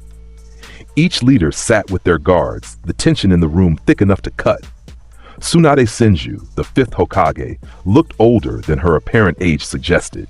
The stress of leading Konoha after Hiruzen's forced retirement, the shame of Naruto's attack on the village had left the old man with no choice, showed in the tightness around her eyes. Shizune stood behind her, looking nervous. The 4th Raikage sat with his arms crossed, lightning still crackling faintly around his body from residual anger. Mabui and Darui flanked him. Gaara of the Sand, now the 5th Kazekage, despite his youth, sat perfectly still with Temari and Kankuro behind him. His expression was unreadable, but his sand shifted restlessly in its gourd. Mei Terumi, the 5th Mizukage, beautiful and deadly, had her arms folded. Ao and Chojuro stood ready behind her. Onoki, the third Tsuchikage and oldest person in the room by far, floated slightly above his seat to ease his aching back. Kurotsuchi and Akatsuchi stood guard. Mifune, the leader of the samurai, served as mediator. He stood at the center of the circle. "We all know why we're here," Mifune said. "Naruto Uzumaki, the missing nin from Konohagakure, has declared war on the Akatsuki organization. He has already killed 2 members, Hidan and Kakuzu, in the Land of Fire. Their bodies were found yesterday." Bodies? Tsunade leaned forward. What was left of them? Hidan was completely vaporized. Nothing remained but ash and scorch marks in a perfect circle 50 meters wide. Mifune's voice was grim. Kakuzu was found mummified, all 5 of his hearts missing, his body drained of every drop of chakra. The coroner said it looked like he'd been dead for 100 years. Silence fell over the room. 2 S-rank criminals, May said quietly, killed in under an hour, if the timeline is correct. They were collecting a bounty at a station in Fire Country. The attendant said a boy dropped from the sky, spoke 3 sentences, and then... She gestured vaguely. Death. "This is the Nine-Tails Jinchuriki we're talking about," the Raikage said. "The same boy who attacked Konoha 2 years ago. The same monster who fought my brother and the 8 Tails to a standstill. And now he's hunting the most dangerous organization in the world like they're academy students." "Forgive me," Onoki said, his ancient voice raspy. "But isn't this a good thing? The Akatsuki have been capturing tailed beasts. They've attacked our villages, killed our ninja, destabilized entire regions. If this boy wants to destroy them, why should we interfere?" "Because he's not destroying them for justice or peace," Tsunade said. "He's doing it because they took what he considers his, the tailed beasts. He views them as prey, as dragons to dominate. Once he's finished with Akatsuki, he'll turn his attention to the remaining Biju." Gaara spoke for the first time. "I fought him 5 years ago when I was still unstable, still losing control of Shukaku. He defeated me in seconds, pulled me out of my own tailed beast transformation like pulling a weed from soil. I was nothing to him. He destroyed half of Konoha," Tsunade added. "The Forest of Death is still a wasteland. We've rebuilt the structures, but the land itself may never recover. And he did it almost casually, like swatting a fly." "Then what do you propose?" May asked. "We can't stop him. Even if all 5 villages united, I doubt we could take him down, not without catastrophic losses." "We let him destroy Akatsuki," the Raikage said, surprising everyone. "My brother was right.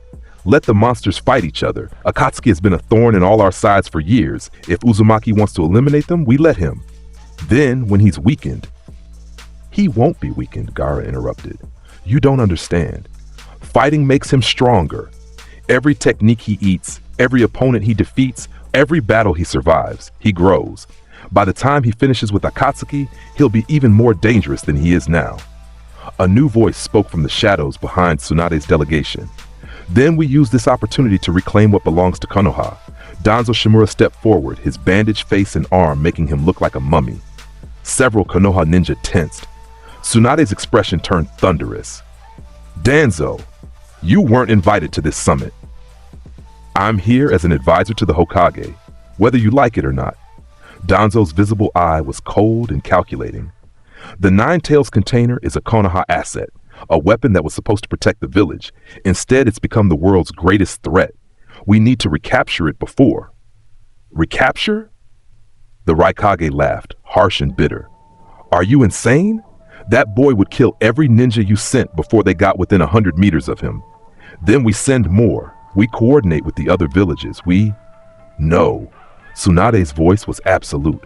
"I will not send my ninja on a suicide mission to capture someone we cannot contain. Naruto Uzumaki is beyond our ability to control. Hiruzen tried to cage him with kindness and neglect. The village tried to kill him with assassins and hatred. Both approaches failed. He is free, and he will stay free unless we want to provoke him into destroying Konoha completely. So we do nothing?" Danzo's voice dripped with contempt. "We let a monster with the 9 tails roam free?" "He doesn't have the 9 tails anymore," Gaara said quietly. Everyone turned to look at him. "Or rather, he does, but it's different. I could sense it when he fought me. The fox's chakra is still there, but it's suppressed, dominated. He's done to the 9 tails what he's done to every other tailed beast he's encountered, forced it into submission." That's impossible, Mei said. No Jinchuriki has that kind of control at such a young age. He's not a normal Jinchuriki. He's something else entirely. Something older. Something that views tailed beasts as inferior beings to be conquered. Onoki stroked his beard thoughtfully. I've heard the reports from my ninja. They call him the Dragon King. They say he transforms into something that isn't quite human anymore. Dragon scales, wings, eyes like a reptile. They say he eats chakra like food, that he's immune to genjutsu, that his killing intent alone can stop hearts. All of that is true, the Raikage confirmed. I've seen it myself. This boy is a monster, but he's a monster with a code. He only fights those who challenge him or get in his way. He hasn't attacked civilians. He hasn't destroyed villages without provocation. He's dangerous, yes, but he's not indiscriminate. Yet, Danzo said. He's not indiscriminate yet. What happens when he gets bored? What happens when there are no more challenges left in this world? Silence. We're avoiding the real question, Tsunade said. What do we do when he comes for the remaining tailed beasts? Gaara, he defeated you once. If he comes back, I'll fight him again, Gaara said calmly. And I'll lose again, but I'll fight. Shukaku is part of me now. I won't surrender it without a battle. And B? The Raikage looked troubled. My brother seems to think they're friends, rivals. He actually likes the kid. Then we have an advantage, Mei said. If the Eight Tails Jinchuriki has a connection to Uzumaki, we can use that. Not to betray him, but to moderate him. Keep him from going completely rogue. That's a very thin thread to hang the world's safety on, Onoki muttered. Mifune cleared his throat. If I may offer an outside perspective, you're all treating this as a military problem. Troops to mobilize, strategies to employ, weapons to deploy. But this boy isn't an army, he's an individual. Perhaps the solution isn't force, but understanding. Understanding a monster? Danzo scoffed. Understanding a person, Mifune corrected. From what you've described, Naruto Uzumaki was failed by his village, abused, attacked, treated as a weapon rather than a child. He became what you feared he would become. But he still shows restraint. He still honors agreements. He spared the Jinchuriki he defeated. There's something human left in him. Or, Danzo said coldly, he's playing a long game, lulling us into complacency before he strikes. I don't think so, Gaara said. When he defeated me, he looked disappointed, like he'd expected more. He's not trying to destroy the world. He's trying to find something worthy of his power, a challenge, a purpose. Tsunade rubbed her temples. So our options are, do nothing and hope he stays peaceful, attack him and guarantee he destroys us, or try to negotiate and risk being manipulated. There's a fourth option, the Raikage said. We prepare. We strengthen our defenses. We train our ninja. We accept that we can't stop him now, but maybe in a few years, we'll be strong enough to face him if necessary. And in the meantime, we let him hunt Akatsuki. We monitor him. We don't provoke him. And we pray to whatever gods might be listening that he finds what he's looking for before he decides to tear the world apart looking for it. The Kages looked at each other, the weight of the decision pressing down on them. Finally, Tsunade spoke, all in favor of a non-aggression policy toward Naruto Uzumaki until such time as he directly threatens a village. One by one, hands raised. Even Danzo, though his expression showed his displeasure. Unanimous, Mifune declared. The 5 nations will not pursue Naruto Uzumaki. However, if he attacks any village or attempts to forcibly capture any remaining tailed beast, all nations will respond with united force. That's suicide, the Raikage said. Yes, Mifune agreed, but it's a necessary declaration. We cannot appear weak or unwilling to defend ourselves, even if defense means death. As the summit adjourned, Tsunade pulled Gaara aside. You really think there's something human left in him? The young Kazekai was quiet for a moment. I was a monster once. People feared me, hated me, tried to kill me. I found people who saw past the beast. Naruto himself, ironically, helped me see that I could be more than Shukaku's container. Maybe. He paused. Maybe someone can do the same for him. Remind him that being powerful doesn't mean being alone. He has Killer B. One friend isn't enough. I had Tamari and Kankuro. I had my village. I had purpose beyond power. Gaara looked at Tsunade with those calculating green eyes. If we want to save Naruto Uzumaki from himself, we need to give him a reason to be saved. Right now, all he has is strength and emptiness. And how do you propose we do that when he could kill us all without effort? Gaara smiled slightly, very carefully. Naruto found them in the Land of Fire, at a bounty station tucked between two mountain ranges. The wooden building was isolated, perfect for missing nin, who wanted to collect payment for their kills without drawing attention. Hidan and Kakuzu had just collected a substantial bounty, 3 million ryo for the head of a wealthy merchant who'd hired the wrong bodyguards. They were relaxed, counting money, Hidan complaining about how boring the kill had been. Then the sky exploded. Bomb! Naruto dropped from the clouds like a meteor, his impact creating a crater 50 meters wide. The shockwave shattered every window in the bounty station. Trees were ripped from the earth. The two Akatsuki members were thrown backward, skidding across the ground. When the dust cleared, Naruto stood in the center of the crater, his cloak billowing in the wind he'd created. His reptilian eyes scanned the area and locked onto the two figures with red cloud cloaks. Akatsuki, he said simply.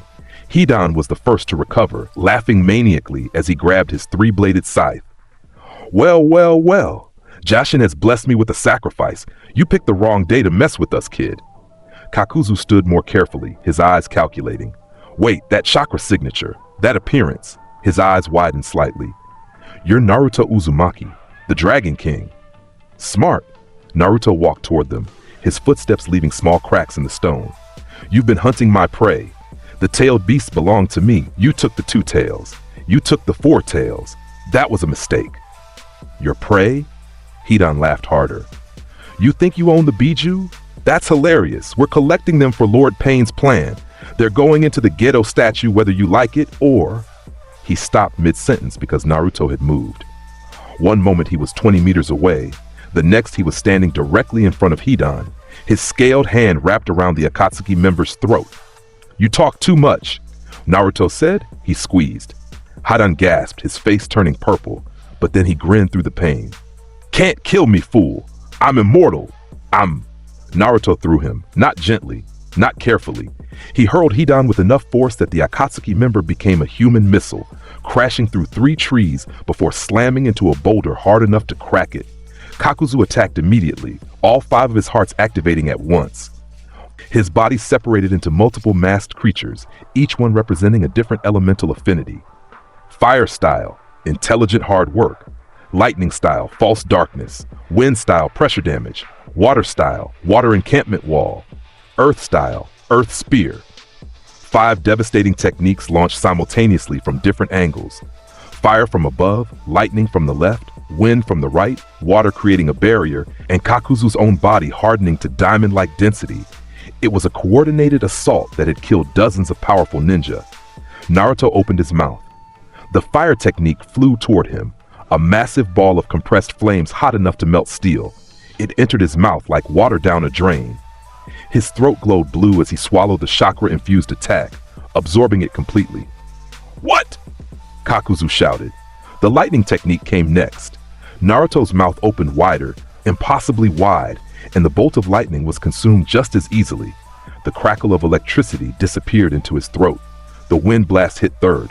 Again, Naruto ate it, his body glowing brighter with each absorbed technique. He licked his lips. Delicious. 5 hearts, 5 elements. Let's see them all. Kakuzu hesitated for the first time in decades. This wasn't possible. Nothing could eat chakra like that. Nothing human. You're not human, Kakuzu said, backing away. What are you? I'm a dragon. Naruto's transformation began.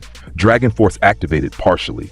His arms and chest became covered in black and blue scales, each one harder than any armor. His eyes glowed with blue light. And you're just food. Hidan had recovered, standing with his scythe ready. Blood dripped from his mouth where he'd bitten his tongue in the impact. You think you're tough? Let me show you the power of Jashin. He swung his scythe in a wide arc. The blade was fast, deadly, aimed at Naruto's neck, clang. The scythe struck Naruto's scaled neck and stopped dead. Sparks flew from the impact. The blade didn't even scratch the dragon scales. Hidan's eyes widened. That's impossible. This scythe can cut through anything. Not dragon scales. Naruto grabbed the scythe blade with his bare hand and pulled. Hidan held on, but Naruto was stronger. Much stronger. The Akatsuki member was yanked forward. Off balance, Naruto's other hand formed a fist. He punched Hidan in the chest, crack. The sound of ribs shattering echoed across the clearing. Hidan flew backward again, blood spraying from his mouth. He hit the ground and rolled. Damn, that hurt. Hidan laughed through the pain. But I'm immortal. You can't kill me. I'll just heal and... He noticed the blood on Naruto's scales, his own blood, from where the scythe had scratched Naruto's hand during the pull. Hidan grinned savagely. Got your blood. Now you're mine. He bit his own hand, drawing more blood, and drew the circle for his ritual. He stood in the center, his skin turning black with white skeletal markings. The curse technique, body-controlling manipulated blood. Now you die. I'll stop your heart and offer you to Jashin. He raised a spike, ready to stab his own chest and kill Naruto through the blood connection. Naruto watched with mild interest. Interesting technique, using blood to create a link, then damaging yourself to damage your opponent. Clever, but it has one critical flaw. He raised his hand. The scratch Hidan had made was already healed, the scales reforming as if they'd never been damaged. It only works on humans. Hidan stabbed himself in the chest. Nothing happened to Naruto. Hidan stabbed again and again. Each time he felt the pain, his own heart being pierced, his own chest bleeding. But Naruto stood untouched, unharmed, watching with those cold reptilian eyes. How? How is this possible? Hidan screamed. The curse always works, always. Your curse requires a human victim, Naruto explained calmly. I'm not human, not anymore. I'm a dragon wearing human skin. Your god's power doesn't work on me. He walked toward Hidan, who was still in the ritual circle, still connected to his curse, still bleeding from multiple self-inflicted wounds. You wanted to show me your god? Let me show you mine. Naruto opened his mouth. Blue energy gathered in his throat, building in temperature, rising dramatically. Dragon's roar. The blue beam erupted from his mouth at point-blank range. It was wider than Hidan's entire body, hotter than any fire technique, and it consumed everything in its path. Hidan didn't even have time to scream. His body was vaporized instantly, flesh, bone, blood, everything. The ritual circle was scorched into the earth, a perfect black ring marking where Hidan had stood. Nothing remained.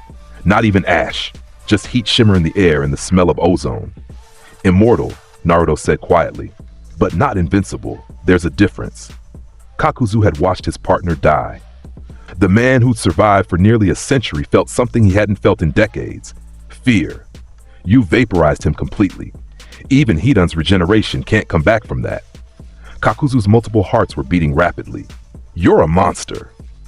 Yes. Naruto turned his attention to the remaining Akatsuki member. Your turn.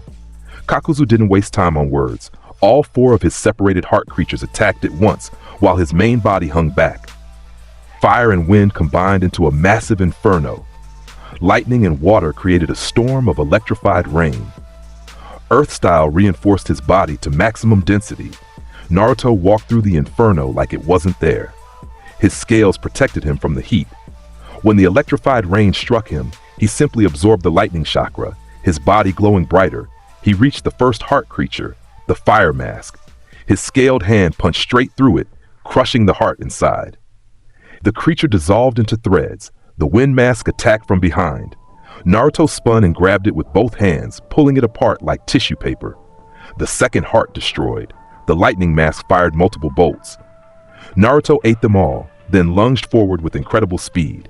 His teeth, now elongated into dragon fangs, bit down on the mask itself, crunching through the hardened material and the heart beneath. 3 down. The water mask tried to flee. Naruto's back erupted with partial dragon wings. He flew forward, grabbed the creature mid-escape, and crushed it in his scaled grip. 4 hearts destroyed. Only Kakuzu's main body remained, his earth-hardened form the last defense. Impressive, Kakuzu said, trying to maintain his composure. You destroyed 4 hearts in under a minute, but you can't break through my earth spear. This technique makes me harder than diamond. Naruto appeared in front of him, faster than Kakuzu could react. Diamond is just compressed carbon, and carbon burns. He placed both scaled hands on Kakuzu's hardened chest. Blue energy began flowing from Naruto's palms into Kakuzu's body, not attacking, absorbing. Kakuzu felt it immediately, his chakra being drained, not slowly, rapidly, like a dam had burst and all his power was flowing out through the points of contact. What? What are you doing? Taking what I want, Naruto said simply. You have 5 hearts worth of chakra. I'm hungry. The absorption intensified. Kakuzu's skin began to wrinkle, his muscles atrophying, his body aging rapidly as every drop of chakra was sucked out. The Earth-style technique failed, his body returning to normal flesh, then weakening further. Stop, please! Naruto didn't stop. He continued draining until there was nothing left. Kakuzu's body became a desiccated husk, looking like a corpse that had been dead for a century. The last heart gave out, stopped by sheer chakra depletion rather than physical damage. The body hit the ground with a dry thud. Dust puffed up around it. Naruto stepped back, his body glowing with absorbed energy. He felt stronger, more energized. 2 S-rank criminals, killed in 11 minutes. Disappointing. He looked at the bounty station, which had been destroyed in the fighting. The attendant had fled long ago. Akatsuki, Naruto said to the empty air, knowing his message would spread. I'm coming for all of you. You took my dragons. I'm taking your lives. He spread his dragon wings fully and launched into the sky, leaving behind 2 dead Akatsuki members and a message written in destruction. The hunt had begun. News of Hidan and Kakuzu's death spread through the underworld within hours. Bounty hunters, missing nin, informants, everyone was talking about the boy who'd vaporized the immortal Akatsuki and mummified the man with 5 hearts. In a cave system hidden within the land of rain, the remaining Akatsuki members gathered via the projection jutsu. Their ethereal forms stood in a circle around the Gedo statue, the massive demonic figure that held 2 of the 9-tailed beasts. Pain stood at the center, his Rinnegan eyes cold and calculating. Konan was beside him in physical form, her expression troubled. Hidan and Kakuzu are dead, Pain announced. Killed by Naruto Uzumaki, the 9-tails Jinchuriki. The Dragon King, Kasame said, his projection grinning despite the situation. I told you he was dangerous. I fought him once. Well, fought is generous. He bit Samahata, actually broke my sword's teeth. He killed them in 11 minutes, Itachi's projection said quietly. The bounty station records show the entire fight lasted less than that. Hidan was vaporized. Kakuzu was drained of all chakra. These weren't defeats. They were executions. Good, Deidara's projection laughed. Hidan was an annoying bastard anyway.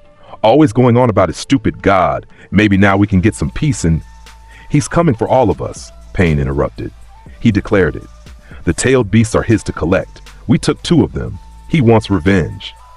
Let him come, Sasori's projection said in his emotionless rasp. I've prepared 300 puppets specifically for dealing with troublesome Jinchuriki. He may be strong, but he's still one child. He's not a child, Itachi said. I've analyzed his fighting style. He's efficient, brutal. He doesn't waste movement. And his power, it's not normal Jinchuriki strength. It's something else. Then what do you suggest? Pain asked. We accelerate the plan, capture the remaining tailed beasts before he can interfere further. That's exactly what he wants, Konan said. He's hunting us. If we go after the Bijou, we're walking into traps. Then we set our own trap, Pain decided. Sasori, Deidara, you're the closest to his last known location. Intercept him. Kill him. Bring me the 9-tails. Understood, leader, Sasori said. Finally, Deidara cheered. I've been wanting to blow something up for weeks. This kid better be as tough as everyone says or my art will be wasted on him. Kisame, Itachi, Pain continued. Continue your mission to locate the 3 tails, but be prepared to assist if needed. Understood, Itachi said. And Zetsu, where is he? Black Zetsu's projection materialized, half black, half white. Watching, always watching. This Naruto Uzumaki is interesting. His chakra is wrong, twisted, like something ancient wearing human flesh. Can he be used for our plans? Perhaps. But first, we'd have to survive him. I suggest caution, Pain. This boy has killed stronger opponents than you might expect. I am a god, Pain said simply. There is no opponent I cannot defeat. The meeting dissolved, projections fading. Konan looked at Pain, at Nagato, her oldest friend controlling 6 corpses from his hidden chamber. You're underestimating him. No, I'm being realistic. He's strong, yes. Dangerous, yes. But he's mortal, and mortals can be killed. Pain's Rinnegan eyes seemed to glow brighter. This world needs to understand pain to achieve peace. If this boy wants to interfere, he'll learn what true pain feels like. And if you're wrong, Pain didn't answer. He simply walked toward the Gedo statue, looking up at the massive sealed monstrosity that held their captured tailed beasts. Naruto found Sasori and Deidara 3 days later in the Land of Wind, near the ruins of an old fortress that had been abandoned during the last war. He'd been flying when he sensed them, 2 strong chakra signatures waiting, clearly prepared for him. They weren't hiding. They wanted to be found. A trap. Naruto smiled. He liked traps. They meant his opponents were taking him seriously. He descended slowly, landing in the center of the ruins. Broken walls surrounded him, sand covering ancient stones. The sun was setting, painting everything in shades of orange and red. Yo! Deidara's voice came from above. The blonde Akatsuki member stood on a wall, his hands already forming clay creatures. You must be the brat who killed Hiden and Kakuzu. I gotta say, I'm impressed, yeah. Those 2 were annoying, but they were strong. Sasori emerged from the shadows, his puppet body making soft clicking sounds. Unnecessary praise, Deidara. This target is dangerous. Eliminate him quickly. Where's the fun in that? Deidara grinned. I want to show him true art. The beauty of an explosion, yeah. Naruto looked at them both with those cold reptilian eyes. You're here to kill me. Actually, we're here to capture you, Sasori corrected. Pain wants the Nine Tails. Whether you're alive or dead when we extract it is up to you. You can't capture me, Naruto said simply. You can barely survive me. Big words. Deidara's hands had been working the entire conversation, molding clay. Let me show you why they call me an artist. C2, dragon. He tossed the clay into the air. It expanded rapidly, taking the form of a massive dragon. Not as large as a real dragon, but impressive nonetheless. The clay creature had wings, claws, a serpentine body. It flew toward Naruto at high speed. Naruto looked at it. His expression twisted into disgust. You call that a dragon? The clay dragon opened its mouth, preparing to detonate in a massive explosion. Naruto didn't move. He simply opened his own mouth wider than should be possible. As the clay dragon approached, he bit down on it mid-flight. His teeth sank into the clay. The explosive chakra inside tried to detonate, tried to blow up in his mouth. Naruto swallowed. His throat glowed blue as the clay and all its explosive energy went down. He consumed it completely, converting the chakra into his own power. He licked his lips. Tastes like disappointment. Deidara's jaw dropped. That's impossible. Nothing can eat C2. That's my signature move, yeah. Your signature move is weak, Naruto said flatly. Is that really all you have? Weak! Deidara's artistic pride was wounded. I'll show you weak. C3. He pulled out a massive clay doll, feeding it chakra until it swelled to the size of a house. The doll dropped from the sky, falling toward Naruto with devastating speed. This explosion will vaporize everything in a kilometer. Yeah! Even you can't eat this. The doll hit the ground and detonated. Bomb! The explosion was massive, a mushroom cloud rising into the sky. The shockwave flattened what remained of the fortress. Sand was superheated into glass. The noise was deafening. When the smoke cleared, a crater 50 meters deep had been carved into the earth. At the bottom stood Naruto, completely unharmed. His body was covered in dragon scales, forming armor that had protected him from the blast. He looked up at Deidara with the same bored expression. Was that supposed to hurt? What? Deidara couldn't believe it. C3 should have killed you. It didn't even scratch me. Naruto's dragon wings erupted from his back. He flew up from the crater, rising to Deidara's level. Your explosions are loud, bright, flashy, but they have no substance, no real power. You're an artist who paints with smoke. I'll show you substance. Deidara was creating more clay creatures frantically. C2, multiple dragons. Dozens of clay dragons materialized, all flying toward Naruto from different angles. Naruto entered Dragon Force. His transformation was instant. Blue markings glowing across his skin, scales covering his arms and chest, his eyes becoming fully reptilian. He opened his mouth. Dragons roar. The blue beam erupted in a wide arc, sweeping across the sky. Every single clay dragon was caught in the blast, vaporized instantly. The technique continued, carving through the air toward Deidara. The Akatsuki member barely dodged, his clay bird banking hard to the left. The dragon's roar continued past him, striking a mountain in the distance. The peak exploded into dust and rubble. Holy! Deidara stared at the destroyed mountain. That's insane power, yeah! Sasori had been preparing while Deidara kept Naruto distracted. Now his preparation was complete. Puppet technique, performance of 100 puppets. From the ruins below, 100 humanoid puppets emerged. Each one was a masterwork, articulated joints, hidden weapons, poison-coated blades. The entire army moved in perfect synchronization, surrounding Naruto from all directions. "These puppets destroyed a nation," Sasori said. "Each one is controlled by my chakra threads. Together they're unstoppable." Naruto looked at the puppet army. Then he looked at Sasori. 100 puppets against one dragon. His smile was cold. "You should have brought more." The puppets attacked as one, a coordinated assault of blades, poison, wire, and chakra weapons. They moved like a single organism, each one covering the weaknesses of the others. Naruto didn't dodge. He flew straight into the center of the army. His dragon wings swept outward, the hardened membranes cutting through a dozen puppets like scissors through paper. His scaled fists punched through bodies, shattering the intricate mechanisms. His teeth bit down on blades, snapping them. His tail, which had manifested during Dragon Force, whipped through rows of puppets, destroying 10 at a time. Crack! Smash! Snap! Crunch! The sounds of destruction filled the air. Puppets fell in pieces, their chakra threads severed, their bodies broken beyond repair. Sasori controlled them masterfully, trying to overwhelm Naruto through sheer numbers. But it wasn't enough. Naruto moved through the puppet army like a whirlwind of scales and fangs. Every movement destroyed multiple puppets. Every breath he took seemed to pull in their wooden bodies, crushing them. In 30 seconds, half the army was destroyed. In 1 minute, only 20 puppets remained. Sasori watched his life's work being dismantled and felt something he hadn't felt in years: concern. "Deidara! C4 now!" "Already on it, yeah." Deidara had been molding his most dangerous creation, C4 Kurama. He molded a giant clay doll in his own image, then detonated it. Microscopic clay bombs spread through the air, invisible to the naked eye, designed to enter the target's body through breathing and explode from within. It was his ultimate assassination technique. Naruto inhaled. The microscopic bombs entered his mouth, his nose, trying to invade his body. They hit his dragon scales. The scales weren't just external armor. They covered his entire respiratory system, his organs, everything. The microscopic bombs couldn't penetrate. They detonated harmlessly against the internal dragon armor.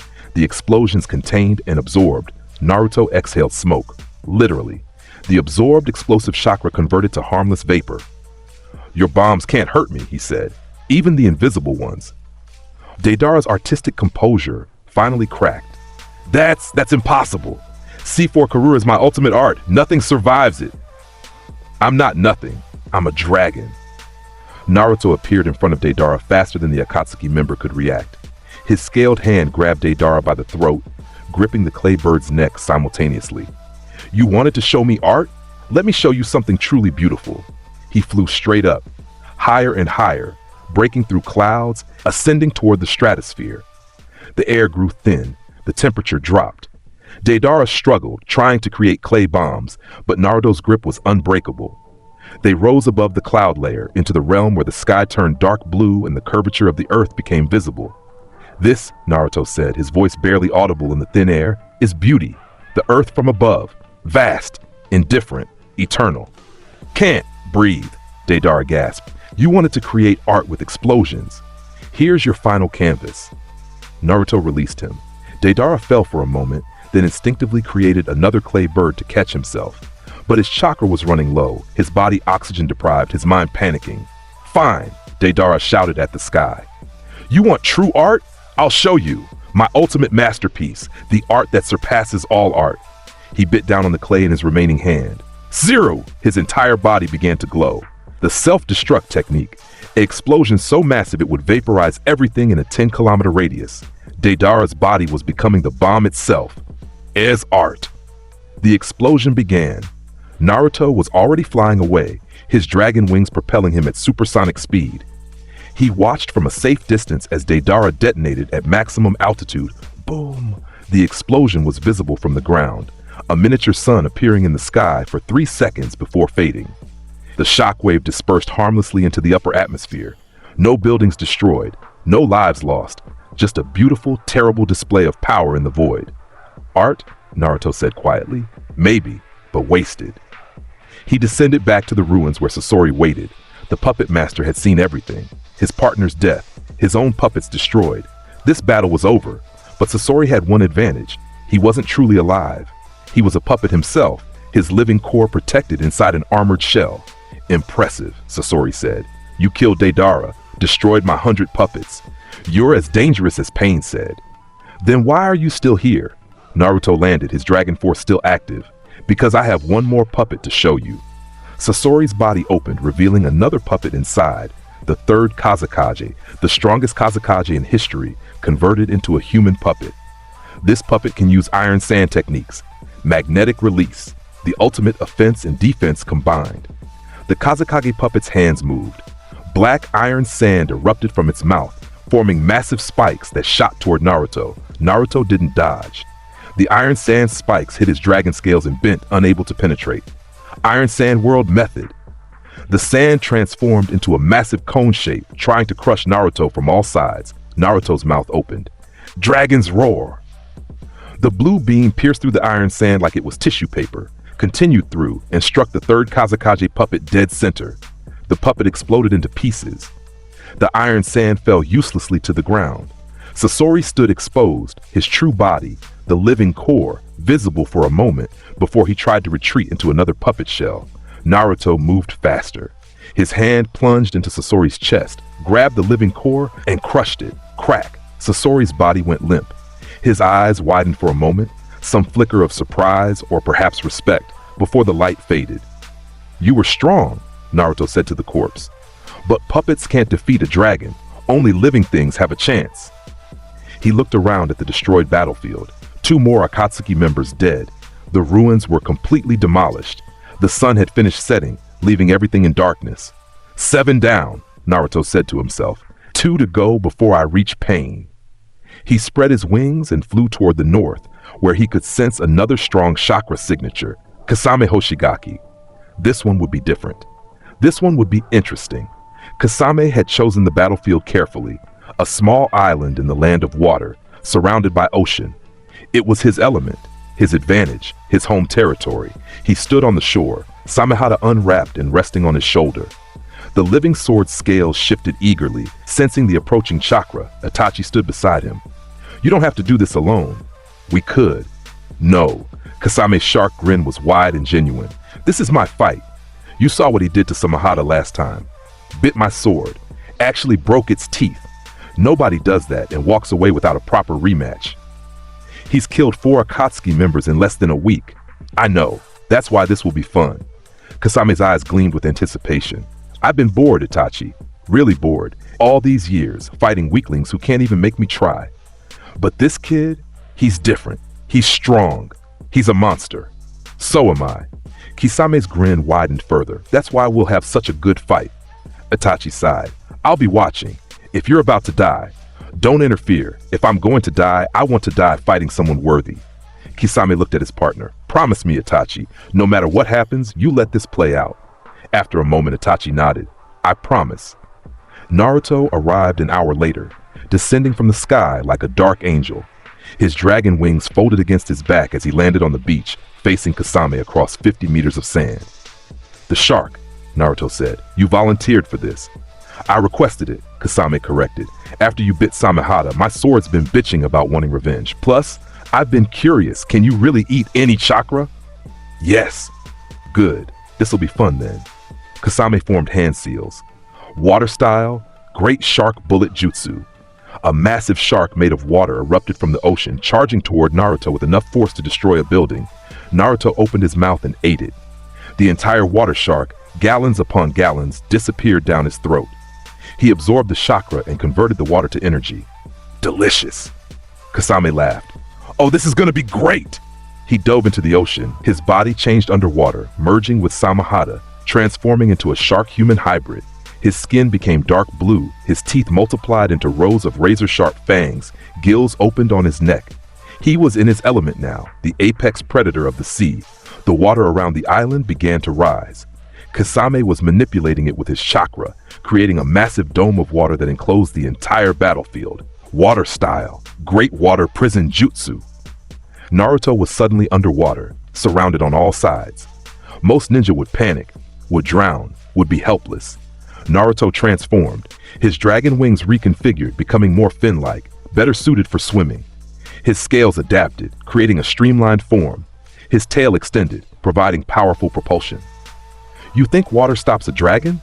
Naruto's voice somehow carried through the water, a technique he'd developed that vibrated the liquid itself. Dragons are apex predators in any environment. He swam toward Kasame with impossible speed. They clashed underwater. Kasame with Samahada, Naruto with his dragon claws.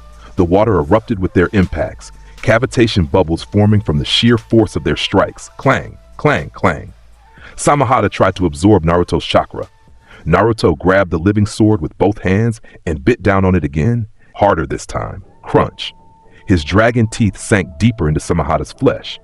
The sword screamed, an actual sound of pain that echoed through the water. Naruto didn't just bite this time. He began eating the sword, consuming it piece by piece. Samahada thrashed, trying to escape, but Naruto's jaw was unbreakable. He chewed, swallowed, chewed more, swallowed again. The living sword's chakra flowed into him, massive amounts of stored energy being absorbed. Kasame watched in horror as his partner, his weapon of 40 years, was being devoured alive. "Stop!" Kasame punched Naruto in the face with all his enhanced strength. The punch connected. Naruto's head snapped to the side from the impact.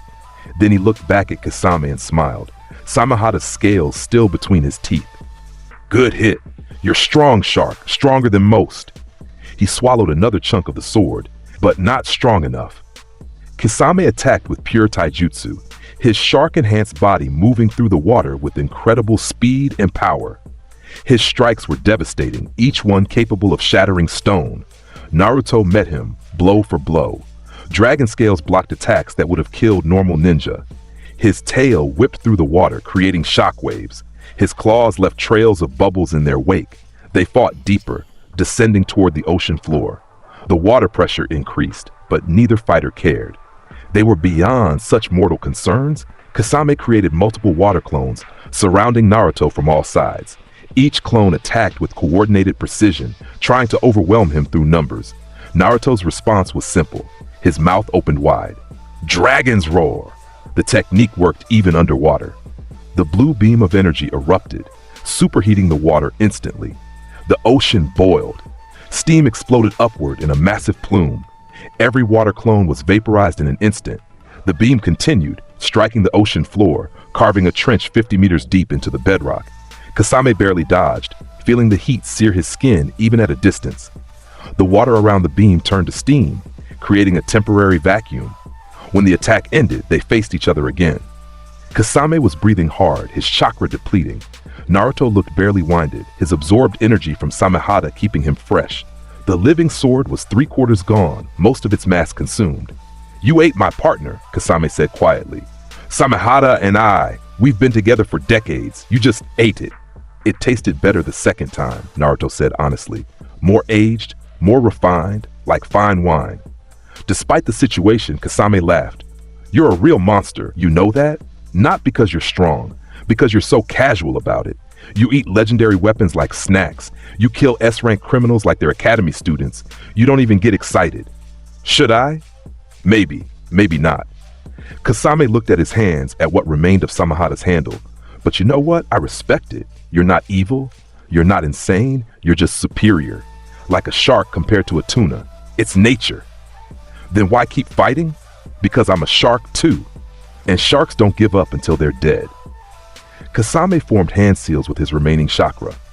"One last technique. Let's see if you can eat this. Water style. 1,000 feeding sharks." The ocean exploded with water sharks, hundreds of them, all converging on Naruto from every direction. Each one was designed to drain chakra on contact. To swarm and consume, Naruto's body began to glow. His dragon force intensified to maximum power. His transformation progressed further, his face becoming more draconian, his body growing slightly, his scales covering every inch of skin.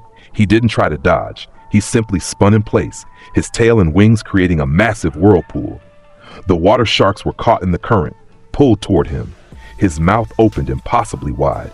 A vortex formed, pulling water and sharks directly into his throat. He ate them. All of them.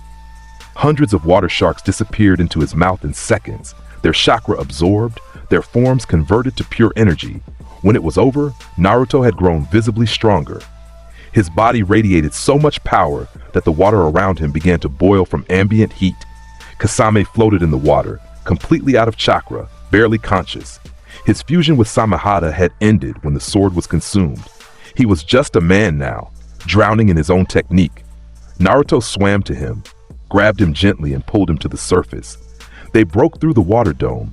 Kasame coughed, gasping for air, his body failing. "Why?" he rasped. "Why pull me up? You won. Just kill me." "Because you earned your death," Naruto said. "You're strong. You fought with honor. You didn't beg. You didn't run. You accepted what you were and fought anyway." He laid Kasame on the beach. That deserves respect. Kasame looked up at the sky, at the clouds passing overhead. "My whole life, I've been a tool, a weapon. But this fight, this was for me, not for Akatsuki, for pain, for me. Then die knowing you fought well.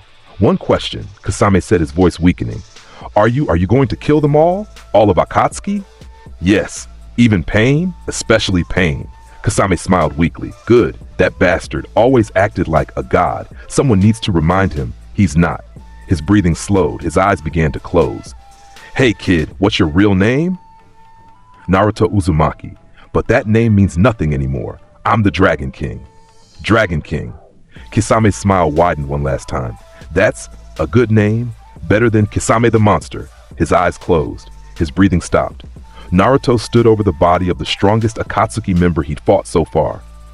A warrior who'd given everything in their battle, an opponent worthy of memory. "You weren't a monster, Kasame Hoshigaki," Naruto said quietly. "You were a shark, and sharks deserve to die in the water they love." He picked up Kasame's body and walked into the ocean, wading out until the water was deep enough. Then he released the body, letting it sink slowly beneath the waves, a burial at sea. The only tribute a shark deserved. Naruto walked back to shore, where Itachi waited. The Uchiha had watched the entire fight. His Sharingan had recorded every technique, every movement, every moment of the battle.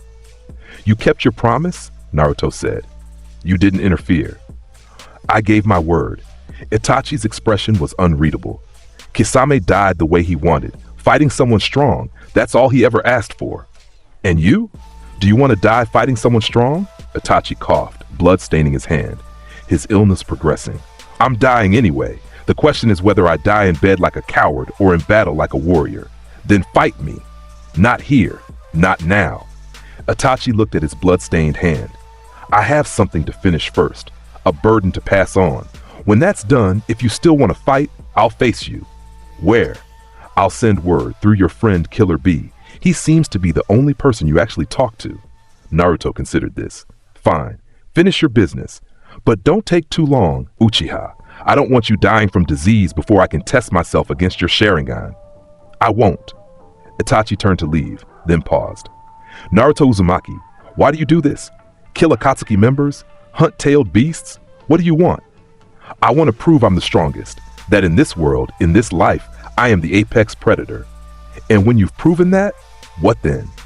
Naruto looked out at the ocean, at the waves where Kasame's body had disappeared. "I don't know. Maybe I'll find something worth more than just strength.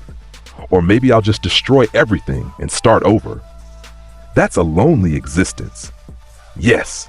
Naruto's wings spread, but loneliness is better than weakness. He flew away, leaving Itachi alone on the beach. The Uchiha watched him go, then looked at his bloody hand again. His time was running out.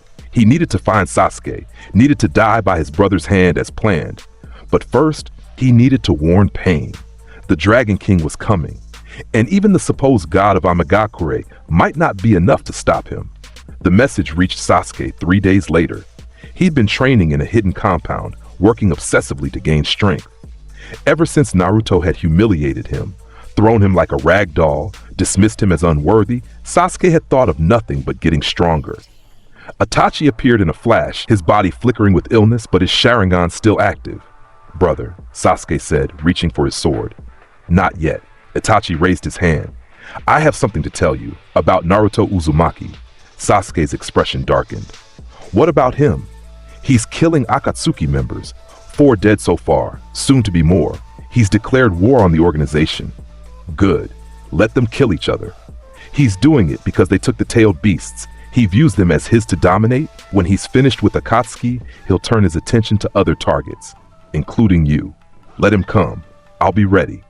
Itachi looked at his little brother with sad eyes. No, you won't. I fought him, Sasuke, briefly. I analyzed his power with my Sharingan. Even at my peak, I couldn't defeat him. You're strong, but you're not strong enough. Not yet. Then, I'll get strong enough. How? By taking Orochimaru's power? That won't be enough? By awakening the Mangekyo Sharingan? Still not enough. Naruto Uzumaki is beyond normal shinobi strength. He's something else entirely. Sasuke slammed his fist into the wall. Then what do I do? Just accept that he's stronger? That I'll never catch up? No. Itachi stepped closer. You find your own path to power. Not through hatred. Not through revenge. Through purpose. Naruto is strong because he has absolute certainty in what he is. You're weak because you're still uncertain. I'm certain about avenging our clan. Our clan is dead, Sasuke. Revenge won't bring them back. It won't heal you. It will only make you more like what you hate. You don't get to lecture me about. Itachi coughed violently, blood spraying from his mouth. He collapsed to one knee, his body shaking. Sasuke hesitated, torn between hatred and concern. I'm dying, Itachi said weakly. My illness. I have weeks, maybe less. Before I go, I need to tell you the truth. About the Uchiha massacre. About why I did it. About who ordered it. He looked up at his brother with eyes full of pain and regret. And then, if you still want to kill me, I'll give you that chance. But not as enemies, as brothers. Sasuke stood frozen, his mind reeling. Itachi began to speak, telling the truth he'd hidden for so long. The conspiracy, the coup, the orders from Konoha's leadership, his impossible choice, kill his clan or let civil war destroy the village. By the time he finished, Sasuke was on his knees, tears streaming down his face, his entire worldview shattered. So you sacrificed everything for the village, for me, for peace, and for you, little brother, always for you. They stayed like that for hours, talking, crying, finally honest with each other for the first time since childhood. When dawn came, Itachi stood. I need to face Naruto Uzumaki. One last battle before I die. He deserves to know the truth about some things, and I deserve to die fighting rather than rotting in bed. Let me come with you. We'll fight him together. No, this is my fight, my choice, my death. Itachi placed his hand on Sasuke's head, the gesture familiar from their childhood. Live, Sasuke. Not for revenge, not for the clan, for yourself. Find something worth protecting. That's true strength. He vanished in a flicker of crows. Sasuke stood alone, his hatred for Itachi dissolved, replaced with a different kind of pain. Loss, understanding, and a burning question. If Itachi was telling the truth, who was really responsible for the Uchiha massacre? His thoughts turned to Konoha's leadership, to Danzo, to the system that had forced his brother into an impossible choice, and his Sharingan evolved, 3 Tomoe spinning faster, beginning the transformation into Mangekyo. Itachi found Naruto in a remote forest in the land of fire, far from any villages or civilization. The sun was setting, filtering through the trees in beams of orange and red. You came, Naruto said without turning around. I can sense your chakra. It's weaker than before. Your illness is progressing. I know. Itachi walked into the clearing, his Akatsuki cloak discarded. He wore simple black clothing, his Sharingan active. I wanted to talk before we fight. Talk? I thought Uchiha preferred action to words. Usually, but you're not a usual opponent. Itachi sat on a fallen log, gesturing for Naruto to join him. Humor a dying man. After a moment, Naruto sat. Not close, but near enough for conversation. Why did you join Akatsuki? Naruto asked. To spy on them. To keep them from attacking Konoha. To protect Sasuke from the shadows. Itachi coughed again, more blood. I've done terrible things for what I believe was the greater good. I killed my entire clan. I traumatized my little brother. I became a missing nin, all for peace. Peace is an illusion. Perhaps, but it's an illusion worth maintaining. Without it, there's only war, death, suffering. All things that make the weak stronger. War breeds power. Peace breeds complacency. Itachi looked at him with those red eyes. You really believe that? That strength is all that matters? Yes. Then you're still young. Itachi smiled despite his pain. True strength isn't about power. It's about what you choose to do with it. I had the power to destroy Konoha. Instead, I used it to protect them. That's strength. No, that's weakness. You had power and you bowed to those who were weaker than you. You let them dictate your choices. You let them use you. I chose to be used. There's a difference. They sat in silence for a moment, 2 warriors with completely different philosophies. You know I'm going to kill you, Naruto said. Yes, I'm counting on it. Why? Because I deserve it, and because you're strong enough to do it properly. Not out of hatred, not out of madness, just execution. Clean. Final. Naruto stood. You want a mercy kill. I want an honorable death. Itachi stood as well, his body swaying slightly from weakness. Will you give me that? Only if you give me a real fight first. Itachi smiled. Deal. They faced each other across the clearing. The sun had fully set now, leaving only moonlight to illuminate their battle. Itachi Sharingan spun. Tsukuyomi! The genjutsu hit Naruto instantly, pulling him into a world of Itachi's creation. In this realm, Itachi was God. He could torture Naruto for what felt like days in only seconds of real time. The illusion showed Naruto being crucified, stabbed repeatedly, his body broken and reborn over and over in an endless cycle of pain. Naruto looked at the illusion, at Itachi's proud creation. Then he laughed. You think this is pain? You think this breaks me? His voice echoed through the Tsukuyomi world. I've lived 400 years, Uchiha. I've experienced pain you can't even imagine. I've been burned alive by dragons. I've had my body torn apart and regenerated. I felt the weight of centuries of loneliness. Your illusion is nothing. The Tsukuyomi world began to crack. Fissures appeared in the reality Itachi had created. Naruto's will was too strong, his mind too ancient, his experiences too vast. Shatter! The genjutsu broke. They were back in the real world, only microseconds having passed. Itachi stumbled, blood pouring from his eyes. Using Tsukuyomi on someone it couldn't affect had backlashed against him. Impossible, he gasped. No one breaks Tsukuyomi. I told you, illusions don't work on me. I've seen things that would shatter your mind. Your Sharingan tricks are insects compared to what I've experienced. Itachi wiped the blood from his eyes and activated his next technique. Amaterasu! Black flames erupted from his Sharingan, targeting Naruto's body. The flames that never extinguished, that burned hotter than any normal fire, that consumed everything they touched. The black fire engulfed Naruto completely. He stood in the center of the Amaterasu flames, feeling their heat, their hunger. Then he opened his mouth.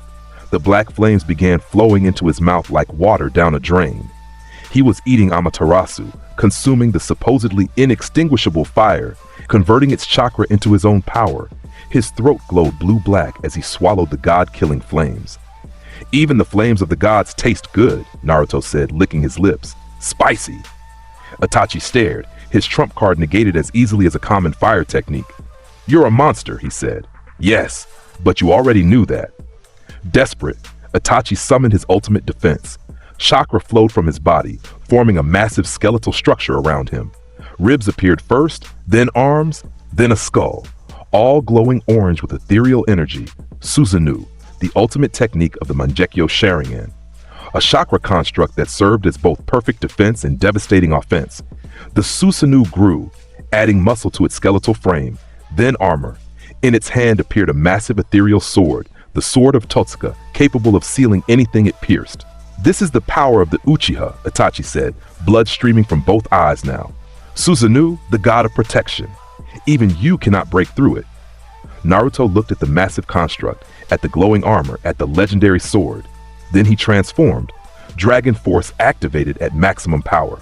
His body grew slightly, muscles expanding with draconic strength. His scales became thicker, harder, glowing with blue energy. Dragon wings erupted from his back, fully manifested, each one 30 feet long. He grew to match Susanoo's size, his hybrid dragon form towering over the clearing. God of protection? Naruto's voice was deeper now, resonating with ancient power. Let me show you a real god. They charged at each other. Susanoo's sword swung down, the Totsuka blade capable of sealing anything. Naruto caught the ethereal blade with his dragon-scaled hands. Clang. The sealing effect tried to activate, tried to pull Naruto into the dimension within the sword. It failed.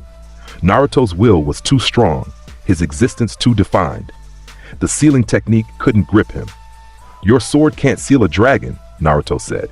He pulled on the blade, yanking it down and pulling Susanoo off balance. The construct's free hand formed into a fist and punched Naruto in the face. Boom! The impact created a shockwave that leveled every tree in a 50-meter radius. Naruto's head snapped to the side from the force. He looked back at Itachi, blood trickling from his mouth. Good hit. You're stronger than I expected. His dragon-clawed hand grabbed Susanu's arm. He twisted, applying leverage, forcing the construct into a joint lock. Crack, Susanu's ethereal arm developed fissures. The perfect defense was breaking. Itachi poured more chakra into the technique, reinforcing it, but his body was failing. Blood poured from his eyes, his nose, his ears. The strain of maintaining Susanoo while dying from illness was killing him faster. I can't maintain this much longer. Naruto released the arm and grabbed Susanoo's ribcage instead. His dragon wings flared, providing leverage. His muscles strained, he lifted. Impossible. No one could lift Susanoo. It was a chakra construct, not a physical object. But Naruto wasn't trying to lift it physically.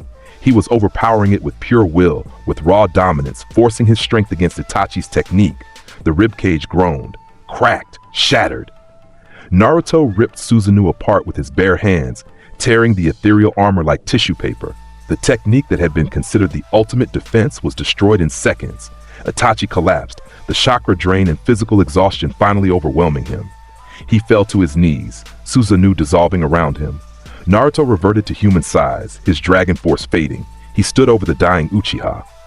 "You're dying anyway," Naruto observed. "Your sickness will kill you within weeks." "Yes." Itachi looked up with eyes that could barely focus. "But I'd rather die fighting you than rotting in bed." "Why?"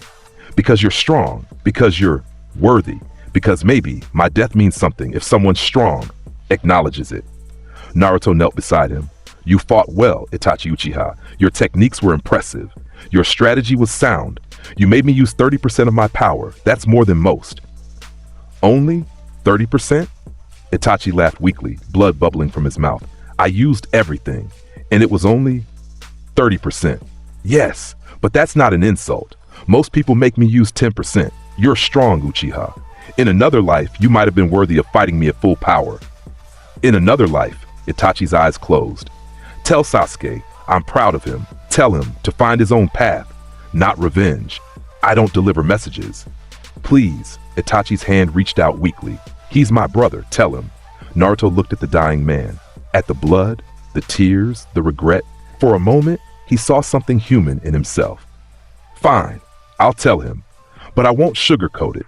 I'll tell him you died fighting me, that you asked me to pass on your final words, nothing more." "Thank you." Itachi smiled. "You're not as heartless as you pretend. Don't mistake mercy for kindness. I'm ending your suffering because you earned a clean death." "I know, but thank you anyway." Naruto's scaled hand formed into a blade-like shape, the edges sharp enough to cut through anything. "Do you have any last words?" "Yes, one question. What are you really? Under all that power, under the dragon form, under the arrogance, what are you?" Naruto paused. "I don't know anymore. I was Acnologia, a dragon who lived for 400 years, who destroyed everything, who found only emptiness. Now I'm Naruto Uzumaki, a human who was turned into a weapon, who chose to become a monster. Maybe I'm both. Maybe I'm neither.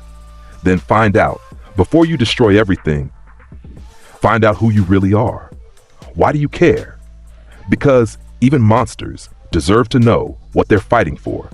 Naruto's blade descended in one clean strike. It pierced Itachi's heart instantly, painlessly. The Uchiha's eyes widened for a moment, then relaxed. His smile remained as the light faded from his Sharingan. He died instantly. Peacefully, honorably, Naruto stood, looking at the body of one of the strongest ninja he'd ever fought, a man who'd sacrificed everything for a belief, who'd chosen duty over power, who died without regret. "You were strong, Itachi Uchiha," Naruto said to the corpse. "Die with that knowledge." He turned to leave, but Sasuke was already there. The younger Uchiha stood at the edge of the clearing, his Mangekyo Sharingan fully awakened, spinning with patterns that mirrored his brother's. He'd followed Itachi, had arrived just in time to see the final blow. "You!" Sasuke's voice was raw with pain and rage. "You killed him!" "No," Naruto said calmly. "His sickness killed him. I just ended his suffering. He asked me to." "Liar!" Sasuke attacked, Chidori crackling in his hand, moving faster than he'd ever moved before. The Mangekyo Sharingan augmented his speed, his perception, his power. Naruto caught the Chidori with his bare hand. The lightning technique screamed, trying to pierce his scaled palm. It couldn't penetrate. "This technique is weaker than your brother's," Naruto observed. "Much weaker." He squeezed his fist, crushing the Chidori, dissipating the lightning. Sasuke stumbled back, activating his Mangekyo's power. Amaterasu! Black flames erupted from his Sharingan, targeting Naruto. Naruto opened his mouth and ate them, just as he'd done with Itachi's version.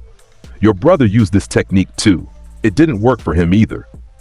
Desperate, Sasuke activated his own Susanoo.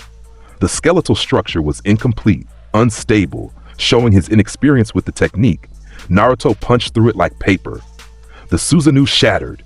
Sasuke screamed, blood pouring from his eyes, the backlash from the broken technique overwhelming him. Before he could fall, Naruto grabbed him by the throat and lifted him up. They were face to face now, Sasuke's feet dangling off the ground, Naruto's reptilian eyes boring into the Mangekyo Sharingan. You want revenge? Get stronger. Much stronger. Right now, you're not even worth killing. You're a child playing with power you don't understand. I'll kill you, Sasuke gasped. No, you won't. But you can try. Naruto threw him. Sasuke flew through the air, over the trees, landing a mile away in a lake. The impact knocked him unconscious. Naruto watched him disappear, then looked back at Itachi's body one last time. I'll tell him your message, Uchiha, but I doubt it will change anything. Revenge is all he has now. You died for nothing. He spread his dragon wings and flew away, leaving behind two Uchiha brothers, one dead, one devastated. The hunt continued. Pain was next. Omegakure stood defiant in its perpetual reign, the hidden village where Pain ruled as god. The towers rose into the clouds, the architecture blending industrial and traditional. Rain fell constantly, a technique that allowed Pain to sense anyone entering the village. Naruto flew directly toward it, making no attempt at stealth. The rain touched his skin and Pain's eyes opened hundreds of miles away, in the hidden chamber where Nagato's true body resided. He's here, Nagato said through the Pain bodies. The Dragon King has come. Konan appeared beside him, her paper wings folded. We should evacuate the civilians. This battle will destroy half the village. No, let them watch. Let them see what happens when someone challenges a god. The 6 paths of Pain assembled at the village's tallest tower, standing in formation. Each body was a corpse controlled by chakra rods and Nagato's will, each one representing a different ability of the Rinnegan: Dava path, gravity manipulation; Asura path, weaponized body; human path, soul extraction; animal path, summoning; Preta path, chakra absorption; Naraka path, resurrection and restoration. Together, they had never been defeated. Naruto descended from the sky, landing on the tower's platform with enough force to crack the stone. Rain streamed off his body, his dragon markings glowing faintly in the gray light.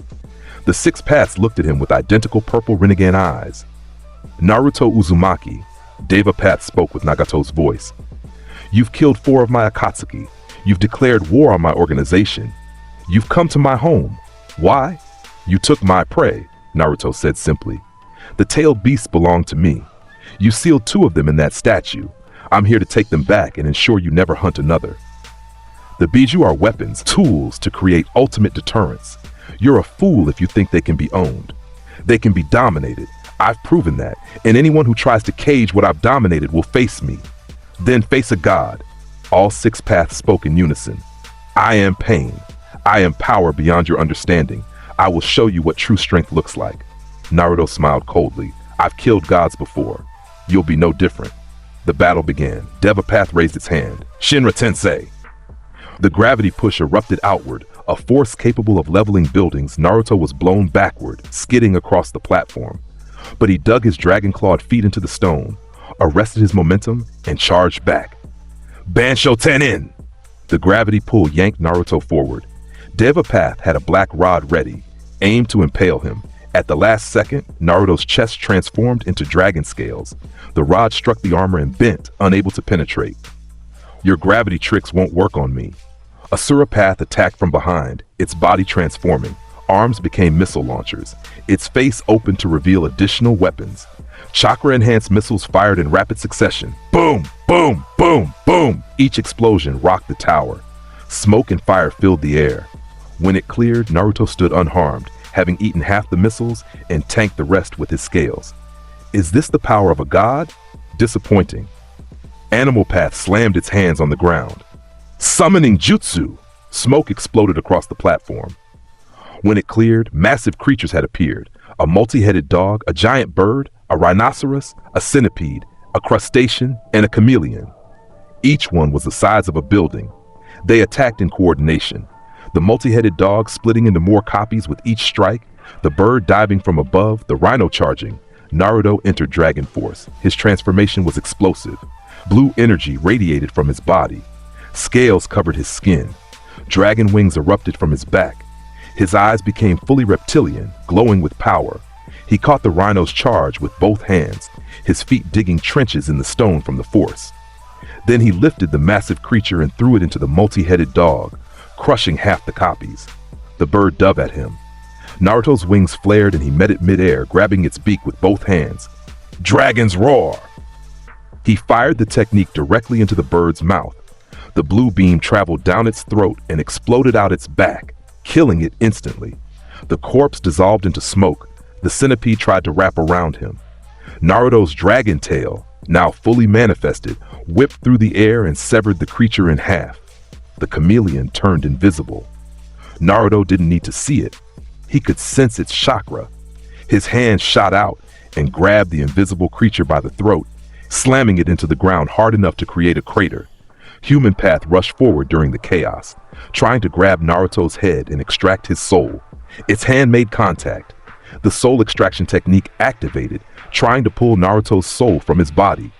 But what it found wasn't a human soul. It was something ancient, vast, overwhelming. The consciousness of Acnologia, 400 years of experience and power, all condensed into one being.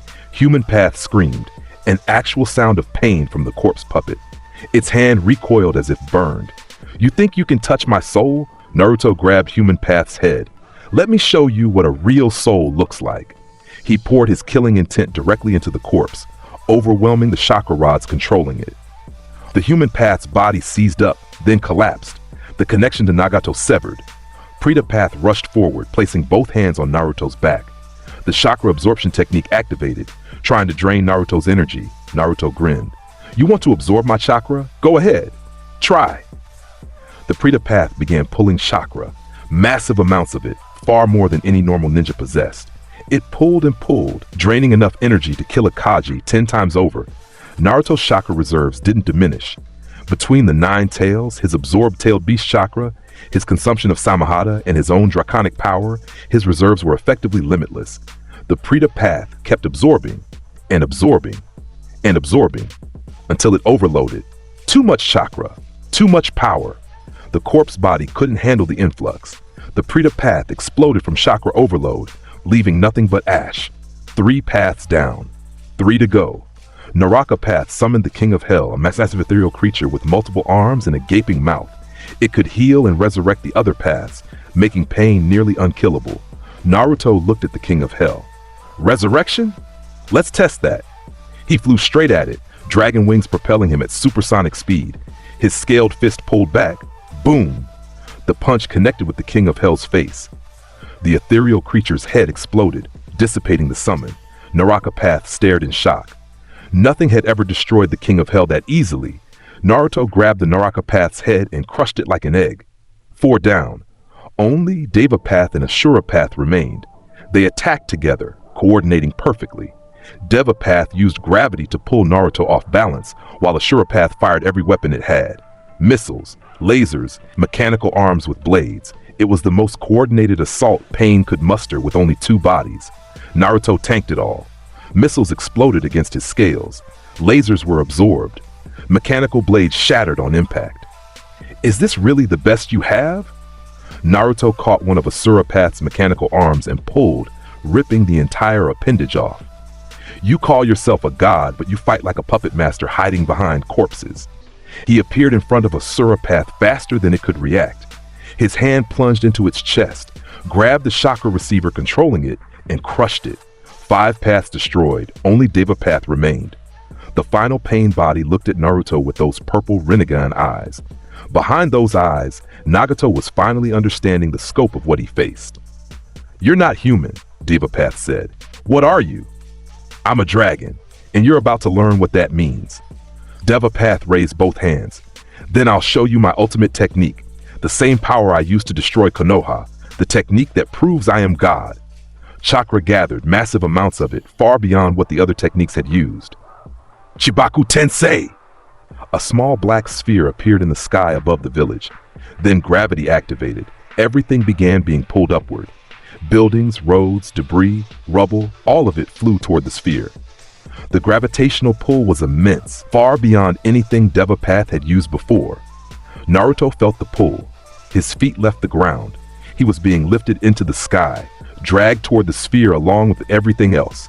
The black sphere grew as more matter compressed around it. Buildings were crushed into the growing mass. The earth itself was torn up and added. A miniature moon was forming, and Naruto was being pulled into its core. "This is the power that sealed the Ten Tails," Devapath said. "This is the power of a god. No one escapes Chibaku Tensei." More and more matter compressed around Naruto. Tons of earth, steel, stone, all crushing down on him. The sphere grew to the size of a mountain, pulling in everything within a kilometer radius. Then it stopped growing. Devapath smiled. "It's over. Even you cannot—" Crack! A fissure appeared on the sphere's surface. Crack! Crack! Crack! More fissures spread across the miniature moon. Blue light shone through the cracks, growing brighter. Inside the sphere, Naruto was transforming further. His dragon force intensified beyond anything he'd used before. His body was changing, growing more draconic, more powerful. "Did you really think gravity could cage a dragon?" Naruto exploded out of the Chibaku Tensei, the entire sphere shattering into millions of pieces. Debris rained down across Amegakure, destroying buildings, creating chaos. But Naruto floated in the air, surrounded by the ruins of Pain's ultimate technique. His transformation was nearly complete. His body was now 70% dragon, scales covering every inch, wings massive and powerful, his face elongated and bestial. He looked like a dragon in humanoid form, the hybrid state between human and full dragon. "My turn." He raised both hands above his head. Blue energy began gathering between his palms, forming a sphere. The sphere grew larger, brighter, the energy output increasing exponentially.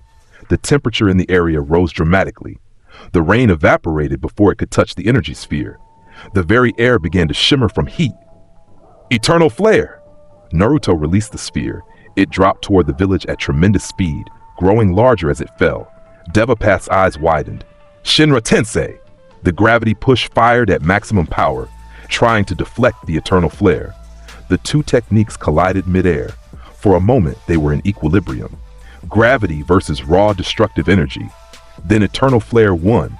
It pushed through the Shinra Tensei like it wasn't there. The blue sphere of annihilation continued descending, growing brighter, hotter. Bomb! The explosion was apocalyptic. A miniature sun erupted in the center of Amegakure. Blue flames consumed everything in a 1-kilometer radius. Buildings vaporized. The ground melted into glass. The rain itself turned to steam from the sheer heat. The shockwave leveled everything for 3 more kilometers beyond the initial blast zone. Only the outermost areas of the village survived intact. A mushroom cloud rose into the sky, visible for hundreds of miles. When the smoke finally cleared, a massive crater had been carved into the earth where the center of Amegakure used to be. The crater was so deep it struck underground water reserves, creating a lake at its bottom. At the edge of the crater stood Naruto, his dragon force fading back to normal. He was breathing hard, but victorious, and at the bottom of the crater, barely alive, was Devapath. The corpse puppet was destroyed beyond function, but the chakra rod still connected it to Naruto flew down to it. "Your god technique failed. Your ultimate power wasn't enough. Where is your real body?"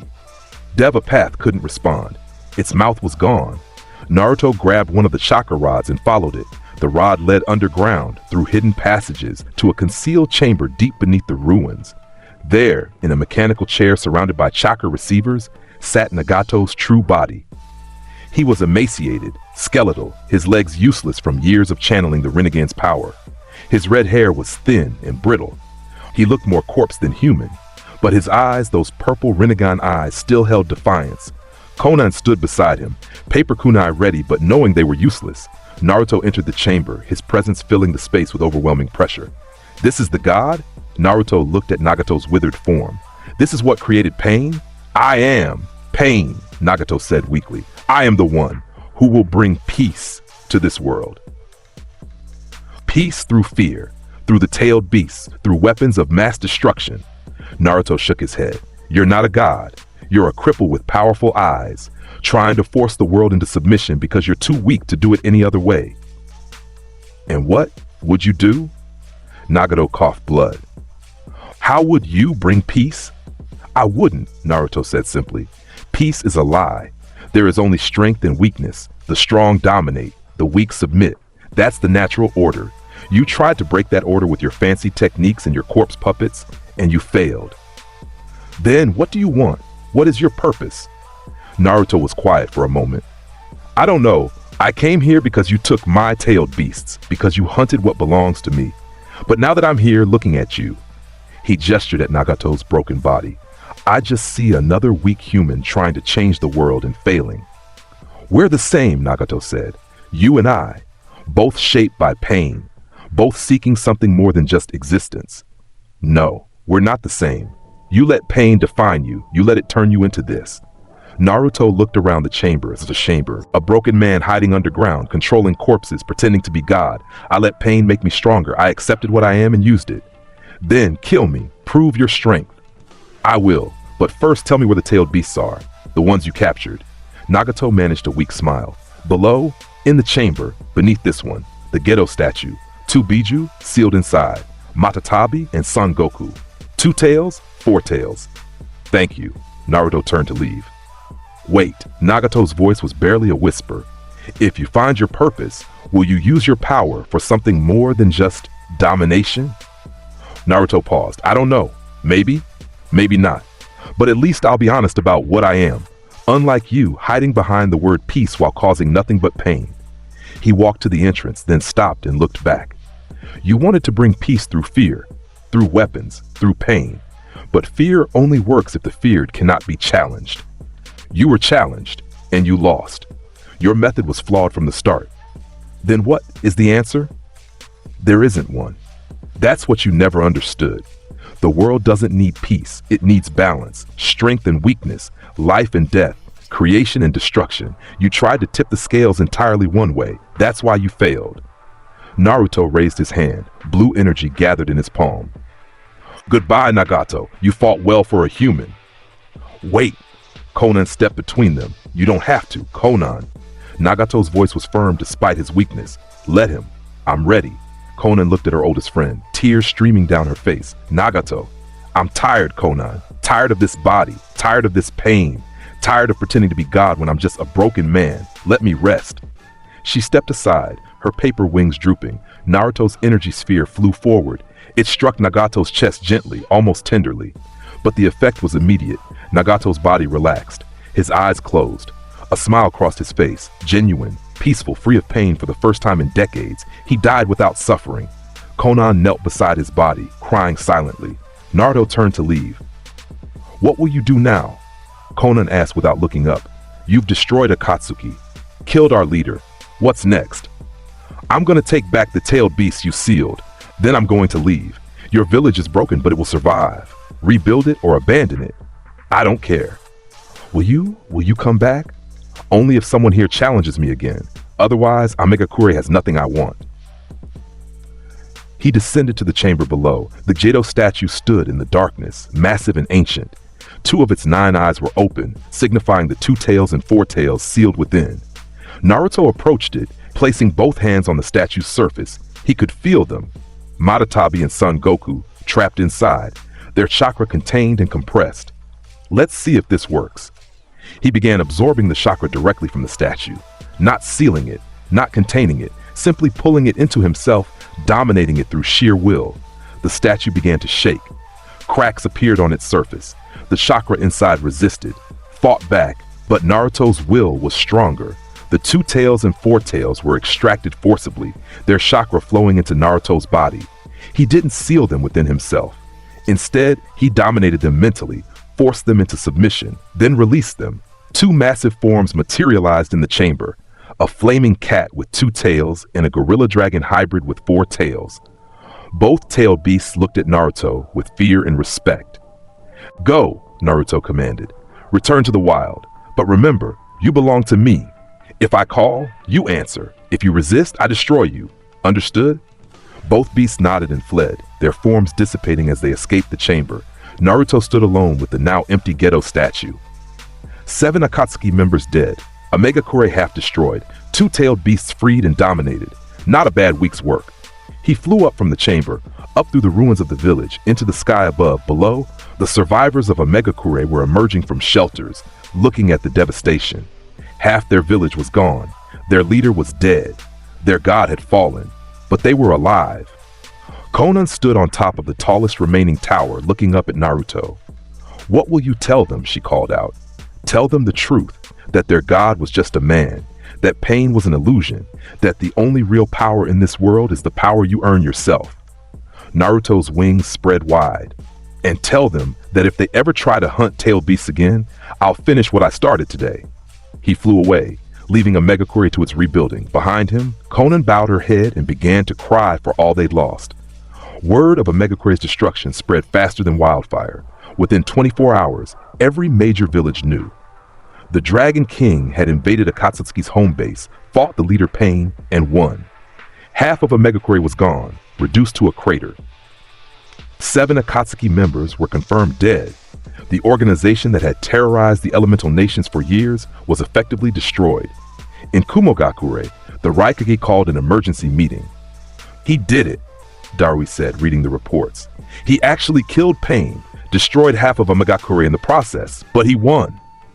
The Raikage sat heavily in his chair. "This boy is more dangerous than we thought. If he can destroy Akatsuki single-handedly, what's to stop him from destroying us?" "Nothing," Killer B said from the corner. "But he won't. He's got no reason to, yeah. We're not his enemies. We're not hunting his biju. We're leaving him alone. For now. But what about later? Later we'll be stronger. Both of us. That's how rivalries work, bro." In Konoha, Tsunade received the report and immediately got drunk. Shizune tried to calm her. "Lady Tsunade, we knew this might happen. We agreed not to interfere." "I know what we agreed."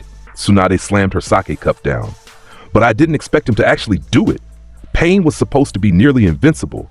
The Rinnegan, the 6 Paths, the Chibaku Tensei, all of it was supposed to be unbeatable. Apparently not for Naruto Uzumaki. He's not Naruto anymore. He's the Dragon King.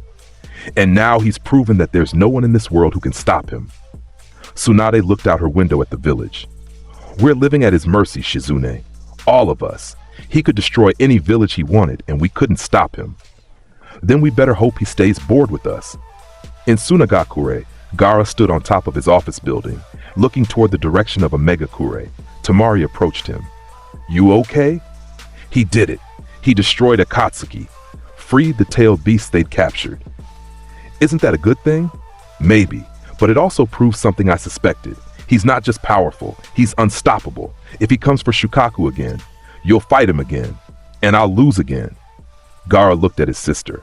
"But I'll fight anyway, because some things are worth fighting for, even when you know you'll lose." In a hidden location, Sasuke Uchiha sat in darkness, his Mangekyo sharing inactive, replaying the moment Naruto killed Itachi over and over. He'd been unconscious when it happened, but his Sharingan had recorded the final moments before he blacked out. Now he watched his brother die repeatedly, the pain fresh every time. "I'm not strong enough," he muttered. "Not yet, but I will be. I'll surpass you, Naruto. I'll surpass everyone. And then," his Sharingan spun faster, "and then I'll make you pay for everything." The 5 Kage summit reconvened at the Land of Iron, 2 weeks after a Megakure's destruction. All 5 leaders sat in tense silence, the weight of recent events pressing down on them. Mifune stood at the center. "We all know why we're here. Naruto Uzumaki has eliminated Akatsuki. The question is, what do we do now?"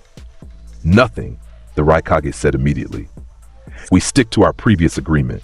Non-aggression. We don't provoke him, and hopefully, he leaves us alone." "For how long?"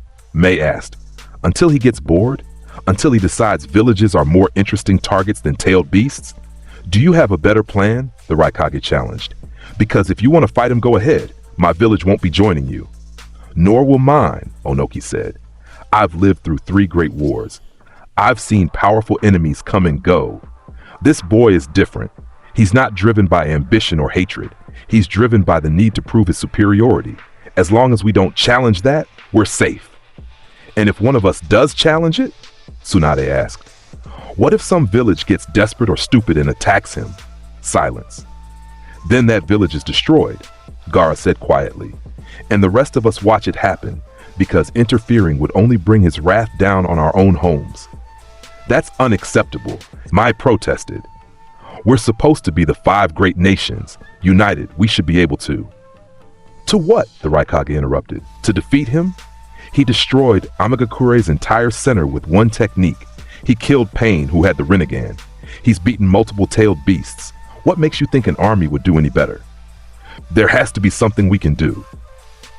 There is, Gaara said. We can prepare, train, develop new techniques, strengthen our defenses, and hope that by the time he comes for the remaining tailed beasts, we're strong enough to give him a real fight. You think we can get that strong? Tsunade asked. No, but we have to try, because the alternative is giving up, and I'm not ready to do that. The Kages looked at each other, the reality of their situation sinking in. They were the most powerful leaders in the world. Their villages commanded armies, legendary techniques, generations of wisdom, and they were utterly helpless against one 15-year-old boy. Then we're agreed, Mifune said. Non-aggression continues. Preparation begins, and we pray to whatever gods might listen that Naruto Uzumaki finds what he's looking for before he destroys the world looking for it. All 5 Kages nodded, but none of them believed their prayers would be answered. Naruto stood at the Valley of the End, the massive statues of Hashirama Senju and Madara Uchiha looming above him. This was where the founders of Konoha had fought their final battle. Where friendship had ended and legend had begun, it seemed fitting that this would be where Naruto made his choice. He destroyed Akatsuki, freed 2-tailed beasts, proven his dominance over every opponent who challenged him. But Itachi's final words echoed in his mind. Find out who you really are before you destroy everything. Who was he? Acnologia, the Dragon King who'd lived 400 years seeking only power? Naruto Uzumaki, the boy who'd been abused and abandoned by his village? Or something else entirely? Kurama spoke from within his consciousness. You're thinking like a human again. Maybe that's not a bad thing. Maybe. Or maybe it's weakness. You've spent weeks killing people, dominating beasts, proving your strength, and now you're questioning it? Not questioning, wondering. Is there more to existence than just being the strongest? There could be. But finding it means risking vulnerability, means connecting with others, means caring about things that could hurt you. Naruto looked at the statues. Hashirama and Madara were the strongest of their time. They fought here, destroyed the valley, created this monument to their battle. And what did it accomplish? Nothing. The wars continued. The hatred remained. Their strength changed nothing. So what? You're going to give up on strength? No, but maybe strength alone isn't enough. Maybe Killer B had the right idea. Having something worth protecting, someone to fight for besides just yourself. You're getting soft. Maybe. Or maybe I'm finally understanding what Acnologia never did. That being the strongest is meaningless if you have nothing to be strong for. A presence approached from behind. Naruto sensed it, but didn't turn. Naruto Uzumaki. The voice was unfamiliar, feminine but strong. He looked back. A woman stood there, maybe in her early 20s, with long dark hair and purple eyes that held intelligence and caution in equal measure. She wore simple traveling clothes, not a ninja uniform. Who are you? Someone with a proposal, one that might give you what you're looking for. And what am I looking for? She smiled slightly. Purpose, challenge, a reason to use your power for something beyond just proving you have it. Naruto turned fully to face her. I'm listening. There are threats in this world beyond Akatsuki, beyond the tailed beasts, things that even the 5 great nations don't know about, that ancient powers, sealed entities, dimensional rifts, and you want me to fight them. I want you to have a choice. Continue wandering, fighting whoever challenges you, slowly destroying everything around you out of boredom, or find real challenges, real purpose, real friends. Naruto's voice was mocking. I don't need friends. I don't need purpose. I'm the Dragon King. That's all I need to be. Is it? The woman's purple eyes studied him. Then why are you here? At this valley, looking at these statues, questioning everything? If being the Dragon King was enough, you wouldn't be wondering. You'd be flying toward your next fight. Naruto said nothing. I'm offering you something different, the woman continued. Not servitude, not a leash, a partnership. Fight the battles that matter. Protect the world from threats it can't see. And in return, you'll have worthy opponents, real challenges, and maybe you'll find out who you really are beneath all that power. And if I refuse, then you continue as you are. Eventually, you'll destroy everything worth fighting for. You'll become so strong that nothing challenges you. And then you'll be exactly like Acnologia, empty, alone, and eventually so bored that you destroy yourself just to feel something. Naruto looked at her for a long moment. You know about Acnologia, my previous life. I know many things. That's why I'm here. Who sent you? No one. I came on my own because I see what you could be, and I'd rather not watch you become what you were. And what could I be? A protector, a guardian, the strongest warrior fighting for something beyond just power. She extended her hand, or a destroyer. The choice is yours. Naruto looked at her hand, at the offer, at the possibility of something more than just wandering and fighting. Killer Bee's words echoed, find something worth protecting. That's true strength. Itachi's final question, find out who you really are. Even Kasame's last words, you're not evil, you're just superior. Maybe they were all right. Maybe there was more to existence than just being the strongest. Or maybe this was a trap, a trick, someone trying to use him. Naruto's reptilian eyes studied the woman's face, searching for deception. He found none, just honesty and hope. What's your name? He asked. Ayame. And before you ask, no, not that Ayame from the ramen shop, different person entirely. Despite himself, Naruto smiled slightly. You have a sense of humor. That's rare in people who approach me. I figure if I'm going to recruit the most dangerous person in the world, I should at least be memorable. You're brave or stupid. I can't decide which. Maybe both. She kept her hand extended. So, do you want to keep being the Dragon King who destroys everything? Or do you want to be Naruto Uzumaki, who might actually save something? Naruto looked at her hand one more time. Then he looked at the statues of Hashirama and Madara. Then he looked at his own reflection in the water below. Reptilian eyes, dragon markings, a face that had lost most of its humanity. Was this what he wanted to be forever? The strongest, the most feared, the loneliest, or could he be something more? I'm not making any promises, Naruto said finally. I'm not joining your organization or following your orders. I'm not becoming a hero or a savior. I'm not asking you to be. But I'll listen to your proposal, to these threats you mentioned. And if they're interesting enough, if they're worthy enough.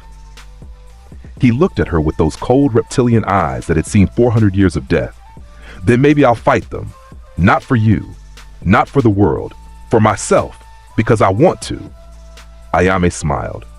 That's all I'm asking. She lowered her hand. There's a meeting in 3 days at the Temple of the Ancients in the Land of Ancestors. People who know about the real threats to this world. Come if you want. Don't come if you'd rather keep wandering. And if I don't come, then you don't come. No pressure, no consequences, just an opportunity. She turned to leave. Wait, Naruto called. Why me? If these threats are so dangerous, why recruit someone who might just destroy everything anyway? Ayame looked back, her purple eyes serious. Because sometimes the only thing that can stop a monster is an even bigger monster. The question is whether that bigger monster chooses to protect or destroy. I'm betting you choose protection, eventually. That's a dangerous bet. I know, but I've made worse ones. She walked away, disappearing into the forest.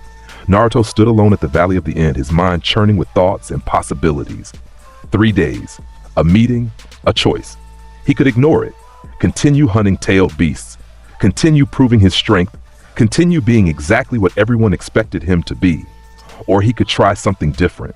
He looked at his scaled hands, at the dragon markings that covered his skin, at the physical evidence of what he'd become. What do you think, Fox? He asked Kurama.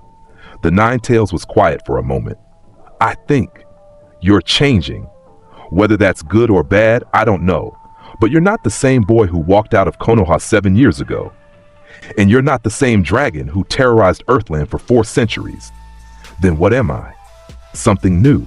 Something that hasn't existed before. A dragon king with a human heart.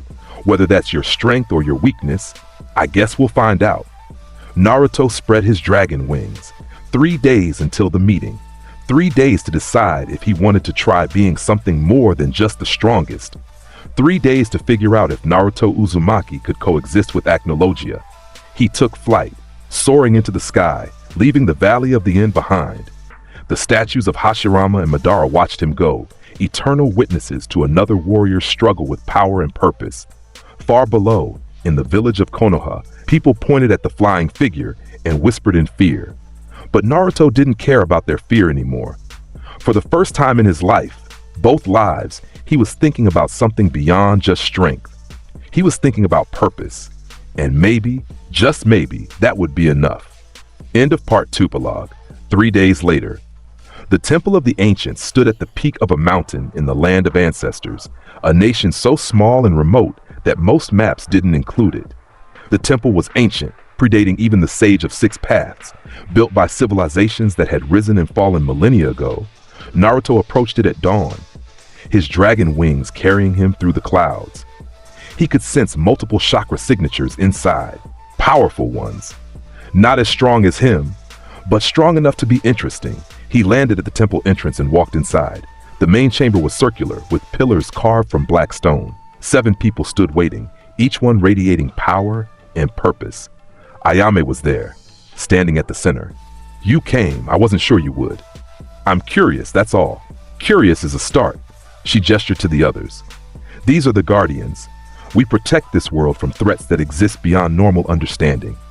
The first figure stepped forward, a man with silver hair and golden eyes, wearing armor that seemed to be made of light itself. I am Hikaru, guardian of the celestial seal. I prevent dimensional rifts from tearing our reality apart. The second was a woman with green skin and plant-like hair. Midori, guardian of the world tree. I maintain the balance of natural energy across all lands. The third was massive, easily 8 feet tall, with skin like stone. Daichi, guardian of the Earth's core. I prevent seismic catastrophes that could destroy continents. The fourth was ethereal, almost translucent, made of what looked like water and mist. Mizu, guardian of the ocean's heart. I regulate the tides and water cycles that sustain all life. The fifth was wreathed in flames that didn't burn. Kasai, guardian of the eternal flame. I ensure volcanic systems remain stable and don't trigger extinction events. The sixth was cloaked in shadows, barely visible. Kage, guardian of the void between worlds. I hunt entities that slip through from other dimensions. And the seventh was Ayame herself. I'm the coordinator. I find threats, assess them, and deploy guardians as needed. Naruto looked at all of them. So you're a hidden organization that protects the world from things people don't even know exist. Essentially, yes, Ayame said. And you want me to join you. We want you to help us. When we encounter threats that are beyond our abilities, we need someone with power like yours. Why should I care if the world ends? Because you live here, Hikaru said. Because even you need a world to exist in. And because these threats are worthy opponents, things that would actually challenge you. Naruto's interest peaked. What kind of things? Kage spoke, his voice like wind through a graveyard. Dimensional entities that feed on entire civilizations. Sealed gods that are breaking free from ancient prisons. Corrupted spirits that can possess even the strongest ninja. Things that make tailed beasts look like house cats. And you think I'd help fight them? We think you'd want to fight them, Ayame said. Because right now, you're the strongest thing in this world. But these threats come from other worlds, other dimensions, places where your power is just the starting point. Naruto was silent for a long moment. Then he smiled, genuinely smiled for the first time in months. You're offering me real challenges, real opponents, things that might actually make me use more than 30% of my power. Yes. And in exchange, nothing. We don't want to control you. We don't want to use you. We just want your help when we need it. The rest of the time, you're free to do whatever you want. Naruto walked around the chamber, looking at each guardian. They didn't flinch from his gaze. They met his reptilian eyes with their own power and determination. They weren't afraid of him. They were hopeful. I'm not becoming a guardian, Naruto said finally. I'm not joining your organization. I'm not taking orders. Understood. But if you find something worth fighting, something that actually challenges me, I'll help. Not because I care about saving the world, but because I want to fight strong opponents. That's all we're asking. Naruto extended his hand to Ayame. When you find something interesting, send word through Killer B. He's the only person I check in with regularly. Ayame shook his hand. Deal.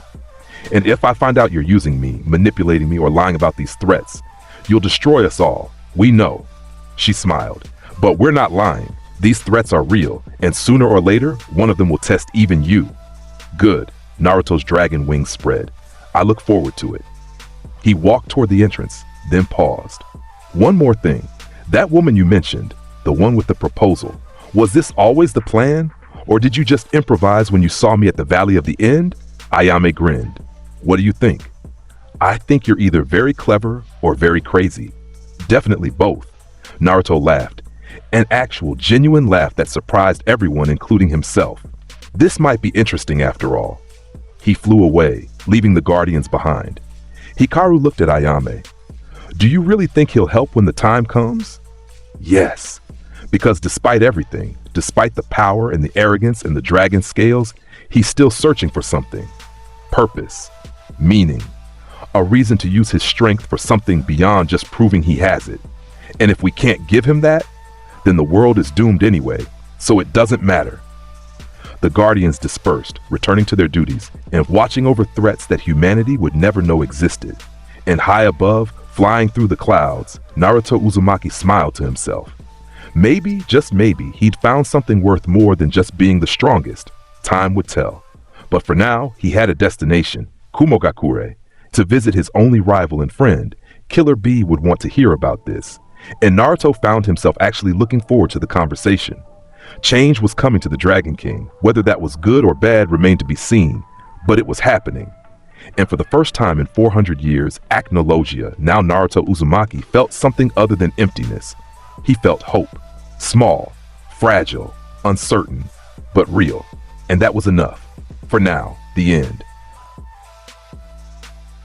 That's complete. Akatsuki destroyed, Pain defeated, the Dragon King victorious. If this story gave you chills, don't let the algorithm bury it. Subscribe, like, and share with someone who needs an OP Naruto fix. Comment your power level predictions. More carnage incoming. See you next time.